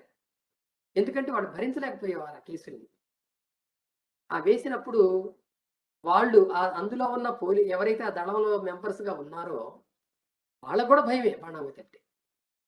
అందుకని వీళ్ళు ఎక్కువగా దాని గురించి ప్రచారం చేయకపోవటం, సరైనటువంటి రెస్పాన్స్ లేకపోవటంతో చివరికి అది అట్లాగే 2, 3 ఏళ్లకే మరుగున పడిపోయింది. ఇదంతా మనకి చరిత్రలో ఉంటది. ఇకపోతే ఇది మనకి ఈ 1960స్, 70స్ తర్వాత కొంచెం ఈ ఆధునిక భావజాలం అనేటువంటిది నెహ్రూ ద్వారా దేశంలోకి ప్రచారంలోకి వచ్చిన తర్వాత సైన్స్ అనేది ఇంపార్టెంట్, సైన్స్ అనేది మన జీవితానికి అన్వయింపజేసుకోవాలి అనే ప్రచారం బాగా వచ్చిన తర్వాత దీని గురించి ఆలోచించడం మొదలుపెట్టారు మేధావులు. అందుకని మూఢనమ్మకాలకు వ్యతిరేకంగా ప్రచారం చేయటం అనేటువంటిది ఒక ముఖ్యమైనటువంటి కర్తవ్యంగా హేతువాద నాస్తిక సంస్థలు, సైన్స్ సంస్థలు స్వీకరించింది. సో అది అట్లా చేయటం వల్ల ఈవేళ కొంత మేరకి మనం చూస్తున్నాం డెవలప్మెంట్ అనేటువంటిది. ఆ ప్రచారం యొక్క డెవలప్మెంట్ అనేటువంటిది చూస్తున్నాం. మీకు ఒక ఎగ్జాంపుల్ చెప్తాను. టీవీ మీడియాల్లో, టీవీస్లో కానీ, పేపర్స్లో, దినపత్రికల్లో, వీటిలో కానీ 1980ల తర్వాత ముందున్నటువంటి, అప్పుడు టీవీలు లేవనుకోండి, 1980కి ముందున్నటువంటి సాహిత్యాన్ని లేకపోతే ఈ వార్తాపత్రికల్ని అందించే వార్తల్ని చూసుకుంటే ఈ కేసులు ఎక్కువ మనకు కనిపించేవి. దాన్ని ఖండించే వాళ్ళు ఎవరు ఉండేవాళ్ళు కాదు. 80ల తర్వాత ఖండించటం, దాని వెనకున్న గుట్టును బయట పెట్టడం, బాణామతి అబద్ధం అని చెప్పటం, ఇవన్నీ వచ్చేసాయి. ఇది మనకి ఆ 80ల తర్వాత వచ్చిన చేంజ్ ఇది మనకి. ఆ తర్వాత టీవీలు కూడా వాడుకలోకి రావటం, ఆ టీవీల ద్వారా కూడా ప్రచారం జరగడం జరిగింది. కొన్ని టీవీలు అయితే అసలు ఈ బాణామతి అంశాన్ని పట్టించుకునేవి కాదు. కేసులు వచ్చినా సరే ఆ కేసుల గురించి చెప్పేవి కానీ దానికి వ్యతిరేకంగా చెప్పేవి కాదు. కానీ ఈవేళ టీవీల్లో కూడా ఈ మంత్రాలు, తంత్రాలు, అబద్ధం, ఇంకా వీటిని నమ్మటం అనేటువంటిది పిచ్చితనం అని చెప్పి చెప్తున్నారు మీడియాలో, అన్ని ఛానల్స్లో కూడా. ఒకప్పుడు ఇది లేదు, ఈ పరిస్థితి లేదు. ఈ పరిస్థితిని తీసుకొచ్చింది ఎవరు? ఈ మార్పును తీసుకొచ్చింది ఎవరు? మీరు ఆలోచించండి. కమ్యూనిస్టులు తీసుకురాలేదు, నేను ఖచ్చితంగా చెప్పగలను ఈ విషయాన్ని. కమ్యూనిస్టులు తీసుకురాలేదు, దీన్ని తీసుకొచ్చింది హేతువాదులు, నాస్తికులు, మానవవాదులు, ఇలాంటి వాటి. ఎందుకంటే ఇప్పటికీ నక్సలైట్స్ ఉన్నటువంటి ఏరియాల్లో బాణామతి కేసులు నమోదవుతుంటే వాళ్ళు దాన్ని పట్టించుకోరు, ఖండించరు. అది కారణాలు ఏమైనా కావచ్చు, అది వేరే కారణాలు కావచ్చు. కానీ ఒక్క కమ్యూనిస్ట్ నాయకుడు కూడా దీనికి వ్యతిరేకంగా గళం విప్పల. ఒక్కసారి కూడా దాని విప్పల. మేము చేసాం అలాంటి పనులు. 2000లో 2000వ సంవత్సరంలో ఆదిలాబాద్ జిల్లాలో బెల్లంపల్లి దగ్గర నుండి హైదరాబాద్ వరకు పెద్ద సైకిల్ ర్యాలీ చేశాము మేము. ఆ సైకిల్ ర్యాలీలో దారిలో ఉన్న ప్రతి ఊర్లో ఆగటం, ప్రతి ఊర్లో పాంప్లెట్లు పంచటం, ప్రతి ఊర్లో ఉపన్యాసాలు ఇవ్వటం, అక్కడ వాళ్ళు పెట్టింది తినటం, మళ్ళీ బయలుదేరటం, మళ్ళీ సైకిల్ దొక్కుంటూ ఇంకో ఊరికి వెళ్ళటం, ఇట్లా ప్రచారాలు చేసుకుంటూ హైదరాబాద్కి వచ్చాం. హైదరాబాద్లో సుందరయ్య విజ్ఞాన కేంద్రం దగ్గర నుండి ఆ ఇందిరా పార్కు వరకు పెద్ద ఊరేగింపు జరిపాం. ఆ ఫోటోలు అవన్నీ ఉన్నాయి రికార్డెడ్గా మా దగ్గర. ఆ జరిపి ఆ రోజున నేను స్వయంగా ముఖ్యమంత్రి కార్యాలయానికి వెళ్ళి ఒక మెమోరాండం ఇవ్వడం జరిగింది. చంద్రబాబు నాయుడు అప్పుడు ముఖ్యమంత్రి. ఆ రోజు చీఫ్ సెక్రటరీ పివి రావు గారు. ఆ చంద్రబాబు నాయుడు ఆ టైంకి లేకపోతే చీఫ్ సెక్రటరీ దగ్గరికి వెళ్ళి ఒక మెమోరాండం ఇచ్చాం. ఆ మెమోరాండంలో తెలంగాణలో బాణామతి ఎంత తీవ్రంగా ఉంది అనేది గణాంకాలతో సహా ఇచ్చాం మేము. ఏ జిల్లాలో ఎన్నెన్ని నమోదవుతున్నాయి సంవత్సరానికి, ప్రభుత్వం వీటిని ఎందుకు పట్టించుకోవటం లేదు, అట్లాగే బాణామతిని అడ్డం పెట్టుకొని ఎన్ని సాంఘిక వ్యతిరేక కార్యక్రమాలు జరుగుతున్నాయి అనేటువంటిది మేము ఒక పెద్ద రిపోర్ట్ ఇచ్చాం. ఆ రిపోర్టు చూశాడు ఆయన, పివి రావు చూశాడు. చాలా ఎక్సలెంట్ వర్క్ చేశారు సార్, మేము కూడా ఎప్పుడు ఇంత వర్క్ చేయలేదు దీని మీద అన్నాడు. చాలు, మేము చాలా సంతోషించాం. ఎస్, మనకు ఆ ప్రశంస చాలనుకున్నాం. ఆయన అంతటితో ఆగలేదు. పివి రావు గారి గ్రేట్నెస్ ఏంటంటే ఆయన అంతటితో ఆగల. ఒక మాట అన్నాడు నాతో, సార్ మీలాంటి వాళ్ళకి సపోర్ట్ ఇవ్వకపోతే మేము ఎందుకు, నేను ఇది పర్సనల్గా చంద్రబాబు నాయుడు గారికి ఇస్తాను, నేను మా ఉద్యోగుల ద్వారా కాదు, నేను పర్సనల్గా ఇస్తాను, నన్ను నమ్మండి అన్నాడు. అది ఆ మాటలు ఎప్పటికీ మర్చిపోము మేము. కరెక్ట్గా ఇచ్చాడు ఆయన. ఇచ్చాడు అంటానికి గుర్తు ఏంటంటే మేము ఇచ్చిన తర్వాత ఒక 4-5 నెలల తర్వాత ఇది అసెంబ్లీలో చర్చకు వచ్చింది ఈ అంశం. అప్పుడు దేవేంద్ర గౌడ్ గారు హోమ్ మినిస్టర్. అసెంబ్లీలో చర్చకు వచ్చింది. ఆ చర్చకు వచ్చినప్పుడు చంద్రబాబు నాయుడు దానికి జవాబిచ్చాడు. దేవేంద్ర గౌడ్ హోమ్ మినిస్టర్ కాబట్టి ఇది ఆయన కిందకే వస్తుంది కాబట్టి ఆయన కూడా జవాబు ఇచ్చాడు. ఆ జవాబు ఇచ్చేటప్పుడు మొత్తం మేమేమైతే డేటా ఇచ్చామో ఆ డేటాని అసెంబ్లీలో చెప్పాడు ఆయన. దాన్ని తీసుకొని మాకు ప్రజల నుంచి కూడా దీనికి సంబంధించిన చాలా ఇన్ఫర్మేషన్ వచ్చింది, సో దీని మీద మేము యాక్షన్ తీసుకుంటాము అని ఆనాడు అసెంబ్లీలో జవాబు చెప్పాడు. అది ఖచ్చితంగా మేము ఇచ్చిన డేటాని, మా పదాలే వాడాడు అందులో, మేము ఇచ్చిన పదాలే. ఏమైతే దాని ఫలితం ఎట్లా కనిపించిందంటే ఆ తర్వాత 2001 అప్పుడు జన్మభూమి కార్యక్రమాలు పెట్టేవాడు చంద్రబాబు నాయుడు ముఖ్యంగా. 2001వ సంవత్సరం జనవరిలో జరిగే జన్మభూమిని మూఢనమ్మకాల నిర్మూలన జన్మభూమిగా ప్రకటించాడు ఆయన. ఎమ్మెల్యేలందరికీ చెప్పాడు, మీ మీ నియోజకవర్గాల్లో బాణామతికి వ్యతిరేకంగా మీరు ప్రచారం చేయండి అని పోలీసులకు చెప్పాడు. కానీ ఎమ్మెల్యేలు ఎందుకు చేస్తారు, వాళ్ళకి ఏం అవగాహన ఉంది, ఎక్కడ కనిపించలేదు. చంద్రబాబు నాయుడు అయితే 1-2 సభల్లో మాట్లాడాడు మూఢనమ్మకాలు నిర్మూలన జరగాలని. అట్లాగే కొంతమంది తెలిసిన వాళ్ళు మాట్లాడారు, కానీ పెద్ద ఎత్తున ప్రచారం అయితే జరగల. పైగా ఎమ్మెల్యేలు ఏమంటారు అప్పుడు, మేము జనంలోకి వెళ్ళి అరే బాణామతి తప్పురా లేకపోతే మంత్రాలు తప్పురా అంటే మా ఎవడో ఒట్లేస్తాడు రేపు అంటారు. వాళ్ళది వాళ్ళ భయం. అందువల్ల ఏంటంటే అది పెట్టడం అయితే జరిగింది, కానీ అంత పెద్ద సక్సెస్ అనేది రాలేదు.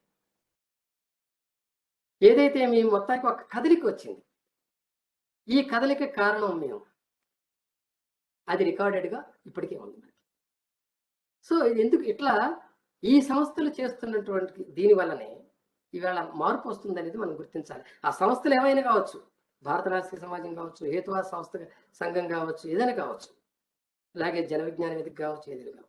మొత్తానికి ఈ మార్పు అనేటువంటిది రావడానికి ఈ సంస్థలు చేస్తున్నాయి తప్ప ఒక రాజకీయ పార్టీ కానీ ఒక విప్లవ సంస్థలు కానీ ఇలాంటి చర్యలు ఇలాంటి అంశాలని వాళ్ళు తీసుకోవట్లేదు. అందువలన ఈ సమస్య అనేది ఎప్పటికీ మార్పు రాని సమస్యగానే మిగిలిపోతుంది. ఈ విషయాన్ని మనం గుర్తించాలి. కనుక మిత్రులారా, ఇప్పటికే సమయం పెరుగుతున్నట్టుంది. ఈ చట్టాలు గురించి మనం మాట్లాడుకున్నాం. ఈ చట్టాల వల్ల తీసుకోబోయే చర్యలు ఫలితాలు నిజంగా బాణామతి నిర్మూలనకు తోడ్పడతాయా అనేది కూడా ఇప్పుడు ఒక అంశం. చట్టాల వల్ల ఏం ఫలితాలు వస్తాయని కొంతమంది చట్టాలను వ్యతిరేకించే వాళ్ళు కూడా ఉన్నారు, హేతువాదుల్లో కూడా ఉన్నారు. చట్టాల వల్ల ఏం జరుగుద్ది, ఏం ఫలితం రాదు, మనం ప్రచారం చేసుకుంటూ పోవటమే అనేవాళ్ళు ఉన్నారు. చట్టాల వల్ల మార్పులు వస్తాయి అనే విషయం అనేక అంశాల ద్వారా రుజువు చేయొచ్చు. ఇంగ్లాండ్లో బాణామతి వ్యతిరేక చట్టం వచ్చిన తర్వాతనే అక్కడ తగ్గటం ప్రారంభమైంది బాణామతి. అలాగే ఐరోపా కంట్రీస్లో కూడా దానికి వ్యతిరేకత వచ్చింది. అక్కడి నుంచే ధైర్యం వచ్చింది జనానికి, అక్కడి నుంచే మార్పు వచ్చింది, ఇప్పుడు నిర్మూలించబడింది అది. అలాగే మనకి ఇక్కడ తీసుకున్నా సరే, ఇండియాలో తీసుకున్నా సరే, ఈ బీహార్ జార్ఖండ్ ఈ చట్టాలు వచ్చిన తర్వాత అక్కడ కొంత అంటే సడన్గా రాకపోవచ్చు, మార్పు అనేది నెమ్మదిగా వస్తుంది. ఆ ధైర్యం పోలీసులకు ఒక రకమైనటువంటి చట్టబద్ధమైనటువంటి ధైర్యం ఉంది, మాకు ఈ చట్టం ప్రకారం మేము యాక్షన్ తీసుకోవచ్చు అనే ఒక ధైర్యం వస్తుంది. అలాగే కోర్టుల్లో కూడా ఎవరైనా కేసేస్తే ఆ చట్టం ప్రకారం విచారించి శిక్షించేటువంటి ధైర్యం వస్తుంది. చట్టం అనేది దాని ఉపయోగం దానికి ఉంది. ఆ చట్టాలు రావటం వల్లనే ఈవేళ కేసులు చాలా తగ్గినాయి. అటు బీహార్ తీసుకున్నా, ఛత్తీస్గఢ్ తీసుకున్నా, ఏ రాష్ట్రాలు తీసుకున్నా సరే. ఇప్పుడు ఒరిస్సాలో ఇంకా జరుగుతూనే ఉంది. చట్టం వచ్చింది 2014లో అక్కడ వచ్చింది. అక్కడ వచ్చినా సరే కొన్ని జరుగుతున్నాయి. అసలు అవి నెమ్మదిగా మారతాయి. మార్పు అనేది వస్తుంది. అస్సాంలో కూడా అంతే. చాలా మార్పు వస్తుంది అక్కడ. ఇప్పుడు మీకు మహారాష్ట్ర చట్టాన్ని తీసుకున్నట్లయితే 2013లో ఆ చట్టం 2014 జనవరిలో ఆ చట్టం పాస్ అయింది. అక్కడి నుంచి తీసుకున్నట్లయితే దాదాపు ఇప్పటి వరకు అంటే 14 అంటే ఒక 7 ఏళ్ళు. ఈ 7 ఏళ్లలో 650కి పైగా కేసులు నమోదయ్యి ఈ మంత్రాలు వేయటం, మంత్ర వైద్యాలు చేయటం అనేటివి, లేకపోతే ఈ రైస్ పుల్లింగ్ లాంటివి చేయటం, ఇవన్నీ ఎక్కడ చేస్తున్నా సరే వాళ్ళని అరెస్ట్ చేసి జైల్లో వేయటం అనేటువంటి జరుగుతుంది. కాబట్టి ఆ చట్టం అనే బలం దానికి ఉంది. కాబట్టి ఈవేళ అక్కడ భయపడుతున్నారు చేయటానికి. 650 కేసులు నమోదయ్యి కొంతమంది జైలు శిక్షలు అనుభవిస్తూ ఉన్నారు. కొన్ని విచారణలో ఉన్నాయి. అదొక ఘన విజయం అక్కడ. ఇంకోటి అటు బాంబే హైకోర్టులు, ఔరంగాబాద్ బెంచ్ మహారాష్ట్రలో, ఈ 2 కోర్టుల్లో కూడా చాలా తీర్పులకి ఈ నరేంద్ర దబోల్కర్ చట్టాన్ని కోట్ చేస్తున్నారు. మన స్వేచ్ఛాలోచన చదివే వాళ్ళకి ఈ విషయం తెలుసు. అందులో నేను అట్లాంటి కేసులు ఇస్తూనే ఉంటా. కనుక చట్టం ఉండటం వల్ల ఒక న్యాయపరమైనటువంటి అటు న్యాయమూర్తులకి, ఇటు న్యాయవాదులకి, ఇటు పోలీసులకి, ప్రజలకి, వీళ్ళందరికీ కూడా ఒక ధైర్యం అనేటువంటి వస్తుంది. దాని నిర్మూలనకి కృషి చేసే అవకాశం కూడా వస్తుంది అటు ప్రజా సంఘాలకు కూడా. అందువల్ల చట్టం ఎందుకు అనేది కరెక్ట్ కాదు. అయితే అది అమలు జరిగినప్పుడు దానికి విలువ ఉంటుంది. చట్టానికి అమలు జరగలేదనుకోండి విలువ ఉండదు. అది ఇక మూలన పడిపోయి ఉంటుంది. దాన్ని పట్టించుకొని పరిస్థితి వస్తుంది. అది ఉన్నా లేకపోయినా ఒకటి. కర్ణాటకలో అదే జరుగుతుంది. కర్ణాటకలో చట్టం వచ్చింది 2020 నుంచి మేము ఇంప్లిమెంట్ చేస్తున్నామని ప్రభుత్వం ప్రకటించింది. కానీ అక్కడ నమోదవుతున్న కేసులు చాలా తక్కువ. జరుగుతూనే ఉన్నాయి అక్కడ. అందులో మడి స్నానాన్ని నిషేధించారు ఆ చట్టంలో. మడి స్నానం అంటే ఉడిపి లాంటి కొన్ని ప్రదేశాల్లో, దేవాలయాల్లో బ్రాహ్మణులు భోంచేసినటువంటి విస్తరాకుల మీద బ్రాహ్మణేతర కులాల వాళ్ళు దొర్లుతారు. ఒంటి మీద చొక్కాలు తీసి, బట్టలు తీసి ఆ ఎంగిలి విస్తరాకుల మీద దొర్లుకుంటూ పోతారు. దాన్ని మడి స్నానం అంటారు. ఇది ఆ చట్టం ఖండించింది. ఆ చట్టం ప్రకారం శిక్షార్హం. కానీ జరుగుతూనే ఉంది. దాన్ని పట్టించుకుంది ఎవరు? అందువల్ల ఏంటంటే దాని ఇంప్లిమెంటేషన్ కూడా డిమాండ్ అవసరం. చట్టం రాగానే సరికాదు, దాన్ని ఇంప్లిమెంట్ చేయడానికి కూడా ప్రజల నుంచి డిమాండ్ అవసరం. ఆ ప్రజా చైతన్యం అక్కడ కూడా ఉండాలి. సంఘాలు అక్కడ కూడా పనిచేయాలి. అది మహారాష్ట్రలో చేస్తున్నారు కాబట్టి ఆ చట్టానికి కోరలు వచ్చినాయి. ఇక్కడ అది చేయట్లేదు కాబట్టి కోరలు లేని పులిలాగా మారిపోయింది చట్టం. ఇది మనం ఈ సందర్భంగా గమనించాల్సింది. అందువలన మొత్తం మీద చూసినప్పుడు ఈ చేతబడి ఇప్పటికీ ఎందుకుంది అని అంటే, ఒకటి మంత్రాల పట్ల ఇప్పటికీ భయం ఉండటం. అటు ఎమ్మెల్యేలో కానీ, మినిస్టర్స్లో కానీ, సీఎంలో కానీ, లేకపోతే పోలీసు యంత్రాంగంలో కానీ ఇప్పటికీ కూడా మంత్రాల మీద ఒక రకమైన నమ్మకం. అవేవో చేస్తాయి, అవేవో మనల్ని పీడిస్తాయి, మన వాడి జోలికి వెళ్తే ప్రమాదం అనే భయం ఒకటి ఎప్పటికీ అంతర్గతంగా ప్రతి ఒక్కరిలో ఉంది. వాళ్ళు ఎంత పెద్ద పదవిలో ఉన్నప్పటికీ కూడా ఉంది. ఆ ఉండటం వల్ల స్ట్రిక్ట్ యాక్షన్స్ అనేటువంటివి లేకుండా పోతున్నాయి దాని మీద. అవి ఆ స్ట్రిక్ట్ యాక్షన్స్ ఎక్కడ జరుగుతున్నాయి అంటే, చట్టాన్ని అమలు చేయాల్సిందే, ఏం లేదు వీటిల్లో అనేటువంటి ఒక ధైర్యం ఉన్న చోట. ఆ ధైర్యం వాళ్ళకి ఎక్కడి నుంచి వస్తుంది? ప్రజల నుంచి రావాలి, ప్రజా సంఘాల నుంచి రావాలి. వచ్చినప్పుడు మా ఎమ్మెల్యేలు కానీ, మినిస్టర్లు కానీ, వాళ్ళు అలాగే ప్రభుత్వ యంత్రాంగం కానీ దాని మీద దృష్టి పెడుతుంది. అందువలన ఈ పాలకుల నిర్లక్ష్యం, పాలకుల్లో ఉన్నటువంటి భయం, ఈ సెంటిమెంట్ దెబ్బతింటదేమో, ఓట్లు పడవేమో అనేటువంటి ఒక దురభిప్రాయం ఇవన్నీ కూడా ఇప్పటికీ బాణామతిని సజీవంగా ఉంచుతుంది. ఇక రెండోది, పెత్తందారులు గ్రామీణ ప్రాంతాల్లోకి మనం వెళ్ళినప్పుడు గ్రామంలో ఉన్నటువంటి పెద్ద మనుషులు అనుకునేవాళ్ళు, పెత్తందారులు అనుకునేవాళ్ళు వాళ్ళ వ్యక్తిగత కక్షల్ని తీర్చుకోవటానికి, రాజకీయ కక్షల్ని తీర్చుకోవటానికి బాణామతిని ఒక సాకుగా చూపించి, ఒక వంకగా చూపించి శత్రువుల్ని చంపేయటం, వాళ్ళకి రకరకాల ఇవి తీసుకురావటం, ప్రమాదాలు కలిగించడం ఇవన్నీ చేస్తున్నారు. ఇవి కూడా నమోదవుతుంది. సో ఇదొకటి. ఈ రకంగా కూడా బాణామతి ఉండటానికి కారణం. ఇక ప్రజల్లో ఉన్న అజ్ఞానం అది మొదటి నుంచి ఉంది కాబట్టి దాన్ని పెద్దగా చెప్పుకునేది లేదు. సైన్స్ ఇంత పెరుగుతున్నా సరే, చేతిలోకి సెల్ ఫోన్ వచ్చినా సరే, ఆ సెల్ ఫోన్లో బోల్డ్ ఇన్ఫర్మేషన్ ఉంటుంది, ఏది కావాలంటే అది ఇన్ఫర్మేషన్ ఉంటుంది. అయినా సరే జనంలో ఇప్పటికీ మంత్రాలంటే చెప్పలేని భయం, అజ్ఞానం. వాళ్ళ చదువులో ఎక్కడా కూడా మంత్రాల గురించి, మంత్రాలు అనేవి అబద్ధం, దానిలో ఏమీ శక్తి ఉండదు అనేటువంటి ఆ జ్ఞానం అనేటువంటి దాంట్లో వాళ్ళకి నేర్చుకోరు కాబట్టి వాళ్ళకి ఆ మంత్రాల పట్ల ఏమో ఇది మనం ఎప్పుడు తెలియదు కదా, ఈ విషయం ఏమైనా ఉండొచ్చేమో దాంట్లో, మనకేం తెలుసు అనే భయం ఈ ప్రజల్లో ఇంకా ఉంది కాబట్టి అది అట్లా నిలబడుతుంది. తర్వాత పేదరికం ఒకటి చూడండి. పేదరికం కూడా ఇట్లాంటి నమ్మకాలను నిలబెడుతుంది. ఉదాహరణకి మొన్న కరోనా వచ్చినప్పుడే హాస్పిటల్లోకి చేరితే లక్షలు లక్షలు పెట్టాల్సి వస్తుందని చాలామంది ఏం చేశారో మనకు తెలుసు. సరే, గోమూత్రం తాగటం, ఆవు పేడ రుద్దుకోవటం, సరే ఇవన్నీ పక్కన పెట్టండి, ఈ మూడు నమ్మకాలు ఇవన్నీ పక్కన పెట్టండి. కానీ మంత్రగాళ్ళను ఆశ్రయించి తాయెత్తులు పెట్టించుకోవటం దగ్గర నుండి చాలా చేశారు వాళ్ళు. పసుపు నీళ్ళు తాగటం దగ్గర నుండి చాలా చేశారు. చాలా ప్రచారాలు కూడా జరిగినాయి. అయినా నమ్మేశారు వాళ్ళు. చదువుకున్న వాళ్ళు, సాఫ్ట్వేర్ ఇంజనీర్లు, ఇలాంటి వాళ్ళు కూడా నాకు తెలుసు. పసుపు నీళ్లు తాగటం, వేడి నీళ్లు స్నానం చేస్తే కరోనా పోతుంది అనుకోవటం, తర్వాత వేడి నీళ్లు తాగటం ఉదయం మధ్యాహ్నం సాయంత్రం గ్లాసులు, తర్వాత కాంప్లికేషన్స్ కొత్తవి తెచ్చుకోవటం, ఇవన్నీ తెలుసు మనకి. ఇవన్నీ కూడా అంటే చదువు అనేటువంటిది వాళ్ళకి డిగ్రీలు ఇచ్చింది, ఆ డిగ్రీలతో ఉద్యోగాలు వచ్చినాయి, ఉద్యోగాలతో డబ్బులు వస్తున్నాయి తప్ప వాళ్ళకి జ్ఞానం, శాస్త్రీయ జ్ఞానం, ఇది దీనికి ఎందుకు పనిచేస్తుందా, దీనికి దానికి ఉన్న సంబంధం ఏమిటి అని ఆలోచించే జ్ఞానం వాళ్ళకి రావట్లేదు. కనుక ఇది అజ్ఞానం.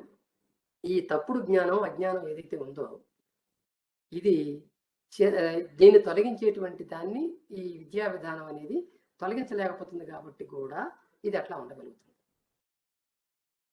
కనుక అటు పేదరికం, ఇటు అవిద్య, అనారోగ్యం, ఈ మూడు ప్రధాన కారణాలు ఇది ఉండటానికి. ఈ మూడిటిని చౌకగా అందించగలిగితే, అందులో పేదరికాన్ని తొలగించడానికి రకరకాల ఇవి కల్పించగలిగితే, ఉద్యోగ వసతులు, ఉపాధులు కల్పించగలిగితే, అట్లా కల్పించబడినటువంటి వాళ్ళల్లో ఇవి తగ్గిపోతున్నాయి. మీకు ఇందాక కర్ణాటక ఇన్సిడెంట్ చెప్పాను, నరసింహయ్య గారి కమిటీ గురించి. వాళ్ళు ఇచ్చిన రిపోర్ట్లు కూడా ఇవే అంశాలు ఉన్నాయి. ఈ బేదర్, గుల్బర్గా ప్రాంతాల్లో వాళ్ళు తిరిగిన ప్రాంతాల్లో వాళ్ళు గమనించిన దాంట్లో ఏంటంటే, అవి ఉండటానికి అక్కడ ప్రజల్లో పేదరికం ప్రధాన కారణం. అలాగే అనారోగ్యం, వాళ్ళకి ఆ అనారోగ్యం వస్తే హాస్పిటల్కి వెళ్ళటానికి హాస్పిటల్ లేవు, సౌకర్యాలు లేవు. ఆ హాస్పిటల్స్ ఉన్న చోట కూడా సరైన సిబ్బంది లేరు, సరైన ఆరోగ్యాన్ని కుదర్చగలిగినటువంటి మందుల సరఫరా లేదు, నిపుణులైన డాక్టర్లు లేరు. ఇవన్నీ వాళ్ళు రిపోర్ట్లో ఇచ్చారు. ఆ రిపోర్ట్ ఉంది ఇప్పటికీ మన దగ్గర. తర్వాత చదువులు ప్రస్తావించారు. స్కూళ్ళల్లో, చాలా స్కూళ్ళల్లో చదువు లేదు, స్కూల్స్ లేవు. కాబట్టి వాళ్ళు ఆ పాతకాలపు నమ్మకాలు, తాతల నమ్మకాలనే ఇంకా మనవాళ్ళు కూడా పాటిస్తున్నారు. అందుకని ఇవన్నీ కారణాలని చెప్పి వాళ్ళ రిపోర్ట్లు ఇవ్వటం జరిగింది. అది నిజమే, అవే కారణాలు ఇప్పటికీ కూడా మనం చెప్పుకోవచ్చు. అవి ఎక్కువగా ఉన్న వాళ్ళలోనే ఇప్పటికీ ఈ సజీవంగా ఉంది. ఇకపోతే చట్టాలు లేకపోవడం, ఇందాకే చెప్పుకున్నాం, చట్టాలు లేకపోవడం కూడా ఒక ప్రధాన కారణం. 2016లో ఒక పార్లమెంటు సభ్యుడు పాపం ఈ బాణామతి ఇది చూడలేక, ఈ బాధలు చూడలేక ఒక ప్రైవేట్ బిల్లు పెట్టాడండి మోడీ గవర్నమెంట్లో. అయ్యా, బాణామతిని దేశవ్యాప్తంగా నిషేధించండి, ఈ మంత్రతంత్రాలను నిషేధించండి అని ఒక ప్రైవేట్ బిల్లు పార్లమెంట్లో పెడితే దాన్ని ఎవ్వరూ పట్టించుకోలేదు. అది వీగిపోయింది. ఆయన పాపం ఒక పార్లమెంట్ మెంబరు, ఇండిపెండెంట్ మెంబర్, ఆయన పెట్టాడు. ఇలాంటి వాటిని గురించి పట్టించుకునే తీరిక కానీ, వీటి మీద కోరిక కానీ, ఇలాంటి చట్టాలు తేవాలన్న కోరిక కానీ రాజకీయ నాయకులు ఎవ్వరికి ఉండదనేది మళ్ళీ రుజువైంది. అది విచిత్రం. ఎందుకంటే ఓట్లకి ఇబ్బంది ఇట్లాంటివి వస్తే. అందుకని ఇవన్నీ కూడా మనకి దీని వెనుక ఉన్నాయి. రాజకీయ నాయకులు ఈ సమస్యని తీర్చరు. ఇంకోటి, ఈ సమస్యనే కాదు, మనం ఏవి సమస్యలని, ఈ సమాజ అభివృద్ధికి ఏవి ఆటంకాలని మనం భావిస్తున్నామో వేటిని కూడా ఈ రాజకీయ నాయకులు తీర్చరు. ఇది సాంఘిక సమస్యలు, ప్రజా చైతన్యం మాత్రమే దాన్ని ప్రజల్లో ప్రచారం చేయడం ద్వారా, ప్రజా చైతన్యాన్ని పెంచడం ద్వారా మాత్రమే వాటిని మనం నిర్మూలించగలుగుతాం అనేది మనం గ్రహించాల్సిన అవసరం ఉంది. అందువలన మిత్రులారా, ఈ ముసాయిదా బిల్లులు వచ్చినా, రేపు ఇది చట్టం వచ్చినా, అది ఇంప్లిమెంట్ కాకపోతే అది వేస్ట్. అందుకే నిన్న జరిగిన ఆ మీటింగ్లో కూడా మా భాస్కర్ గారు, తుమ్మా భాస్కర్ గారు చాలా మంచి చెప్పాడు. అదేంటంటే, ఒక మంచి సూచన. ఈ చట్టం తయారు చేయాలనుకున్నాం, చేసాం. ముసాయిదా బిల్లు తయారు చేయాలనుకున్నాం, చేసాం. కానీ ఇంతటితో ఆగొద్దు. మనం ఇమీడియట్గా తెలంగాణలో గ్రామాలకు వెళ్ళే కార్యక్రమం తీసుకోవాలి. దీనికి ఈ మూఢనమ్మకాలకు వ్యతిరేకంగా ప్రచారం చేసుకుంటూ వెళ్ళాలి. అలా చేసినప్పుడే ప్రజా చైతన్యం పెరుగుతుంది. ఒక పక్కన ఈ చట్టం గురించి ఆలోచిద్దాం, మరో పక్కన దీన్ని కూడా చేద్దాం అనేటువంటి సూచన చేశాడు. చాలా విలువైన సూచన అది అవసరం కూడా. చట్టం ఒకవేళ వచ్చినా మూఢనమ్మకాల నిర్మూలన చట్ట సాధన సమితి కర్తవ్యం మాత్రం ఇంకా ఉంటుంది. ప్రజల్లో ఆ చట్టాన్ని ఇంప్లిమెంట్ చేసేటప్పుడు ఎవరు మోసగాళ్ళు ఉన్నారు వాళ్ళని దొరకబట్టడం, పోలీసులకి అప్పు చెప్పటం, లేదా వాళ్ళ ఇన్ఫర్మేషన్ ఇవ్వటం, ఇట్లాంటివి కూడా చేయాల్సి ఉంటుంది. నరేంద్ర దబోల్కర్ చట్టం వచ్చిన తర్వాత అక్కడ మూఢనమ్మకాల అంధశ్రద్ధ నిర్మూలన సమితి వాళ్ళు ఇవన్నీ చేశారు, ఇన్ఫర్మేషన్లు ఇచ్చారు గవర్నమెంట్కి. దానివల్ల చట్టం వచ్చినటువంటి 90 రోజుల్లోనే, ఆ చట్టం ఇంప్లిమెంట్ అయినటువంటి 90 రోజుల్లోనే 80 కేసులు నమోదైనవి అక్కడ.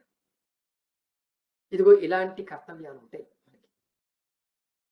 కనుక ఒకదాన్ని నిర్మూలించాలని గట్టిగా పట్టుదల మనలో ఉన్నప్పుడు ఆ పట్టుదలకు తగినటువంటి కర్తవ్య దీక్ష కూడా ఉండాలి. ఆ కర్తవ్య దీక్ష అనేది లేకపోతే ఇది సఫలం కాదు. అలాగే పాఠశాల విద్యలో కూడా ఎస్సీఆర్టీ వాళ్ళని సంప్రదించి విద్యా వ్యవస్థలో కూడా మహత్తులకి వ్యతిరేకంగా, వాటితో జరిగే మోసాలకు వ్యతిరేకంగా పాఠ్యాంశాలను చేర్చడం, దానికి తగినటువంటి వర్క్షాపుల్ని నిర్వహించేలాగా చేయటం, ఇది కూడా జరగాలి. అటు విద్యార్థుల్లో కూడా చేంజ్ తీసుకురావాలి.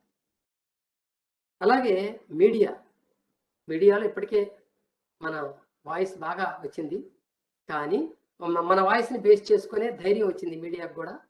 అందుకే వాళ్ళే చెప్పేస్తున్నారు ఇవన్నీ. కానీ మన సొంత మీడియా ద్వారా మనం తీసుకెళ్ళాలి. వాళ్ళు అన్నీ చెప్పరు. ఏదో మంత్రాలు జరిగితే, ఏదో బాణావతి కేసు వస్తే దానికి వ్యతిరేకంగా ఇంకా మంత్రాలు నమ్మితే దశలో ఉంటే ఎట్లా మనం అది చెప్తుంటారు, కానీ ఇక మిగతా విషయాలు చెప్పరు. అందువల్ల ఏంటంటే మంత్రాలు ఒకటే కాదు కదా సమస్య, ఇంకా ఉన్నాయి. అందుకే మనం అమానవీయ మూఢాచారాల మరియు బాణామతి నిరోధకాలు ముసాయిదా బిల్లులో అమానవీయమైనటువంటి ఆచారాలు చాలా ఉన్నాయి, మూఢాచారాలు ఉన్నాయి. వాటిని కూడా మనం టేకప్ చేయాల్సిన అవసరం ఉంటుంది. అందువల్ల దానికి ఒక సొంత మీడియా కూడా మనకు అవసరం అవుతుంది. ఆ సొంత మీడియాని డెవలప్ చేసుకోవటం, ఇవన్నీ జరగాలి. ఆ జరగటానికి ఎవరికి వాళ్ళంగా మనం ముందుకు రావాలి. ఒకళ్ళు తోస్తే ముందుకు రావటం కాదు, మనంతట మనం ముందుకు రావటం. మనం ఏ విధంగా దీనికి తోడ్పడగలం, ఈ కర్తవ్యానికి మనం ఏ విధంగా తోడ్పడగలం, మన దగ్గర ఏ శక్తి ఉంది, ఆ శక్తిని అందిద్దాం అనేటువంటి ఒక బుద్ధి, త్యాగ బుద్ధి అనేటువంటిది మనలో పెరగాలి. ఇలాంటివి పెరిగినప్పుడు ఈ బాణామతి ఉండటం అనేటువంటిది ఎందుకు ఉంది అనే క్వశ్చన్ రాదు, ఇక నెమ్మదిగా కనుమరుగైపోతుంది. ఇది కేవలం మానసికమైంది, ఇది గుర్తుపెట్టుకోండి, మానసికమైనటువంటిది. కాబట్టి మానసిక భావనగా ఉన్నటువంటిది దీన్ని తొలగించాలంటే దానికి కౌంటర్గా ఈ వైజ్ఞానికమైన పరమైనటువంటి క్రియలు మనం చేపట్టాలి. కనుక ఆ అంతర్గత శత్రువుని ఎదిరించాలంటే మనం కూడా అంతర్గతమైనటువంటి ఆ బుద్ధి జాలాన్ని అంటే బుద్ధిని మార్చేటువంటి చర్యలు మనం చేపట్టాలి. కనుక భావజాల ప్రచారం అనేటువంటిది చాలా ఎక్కువగా విరివిగా జరగాల్సిన అవసరం ఉంది. అది జరిగినప్పుడు ఈ బాణామతి లాంటి ఈ విద్యలు, ఈ తంత్ర విద్యలు, మంత్ర విద్యలు, లేకపోతే మూఢనమ్మకాలు, మూఢాచారాలు, అమానవీయ శిక్షలు, ఇవన్నీ కూడా కనుమరుగవుతాయనేటువంటిది గుర్తించాలని నేను కోరుతున్నాను.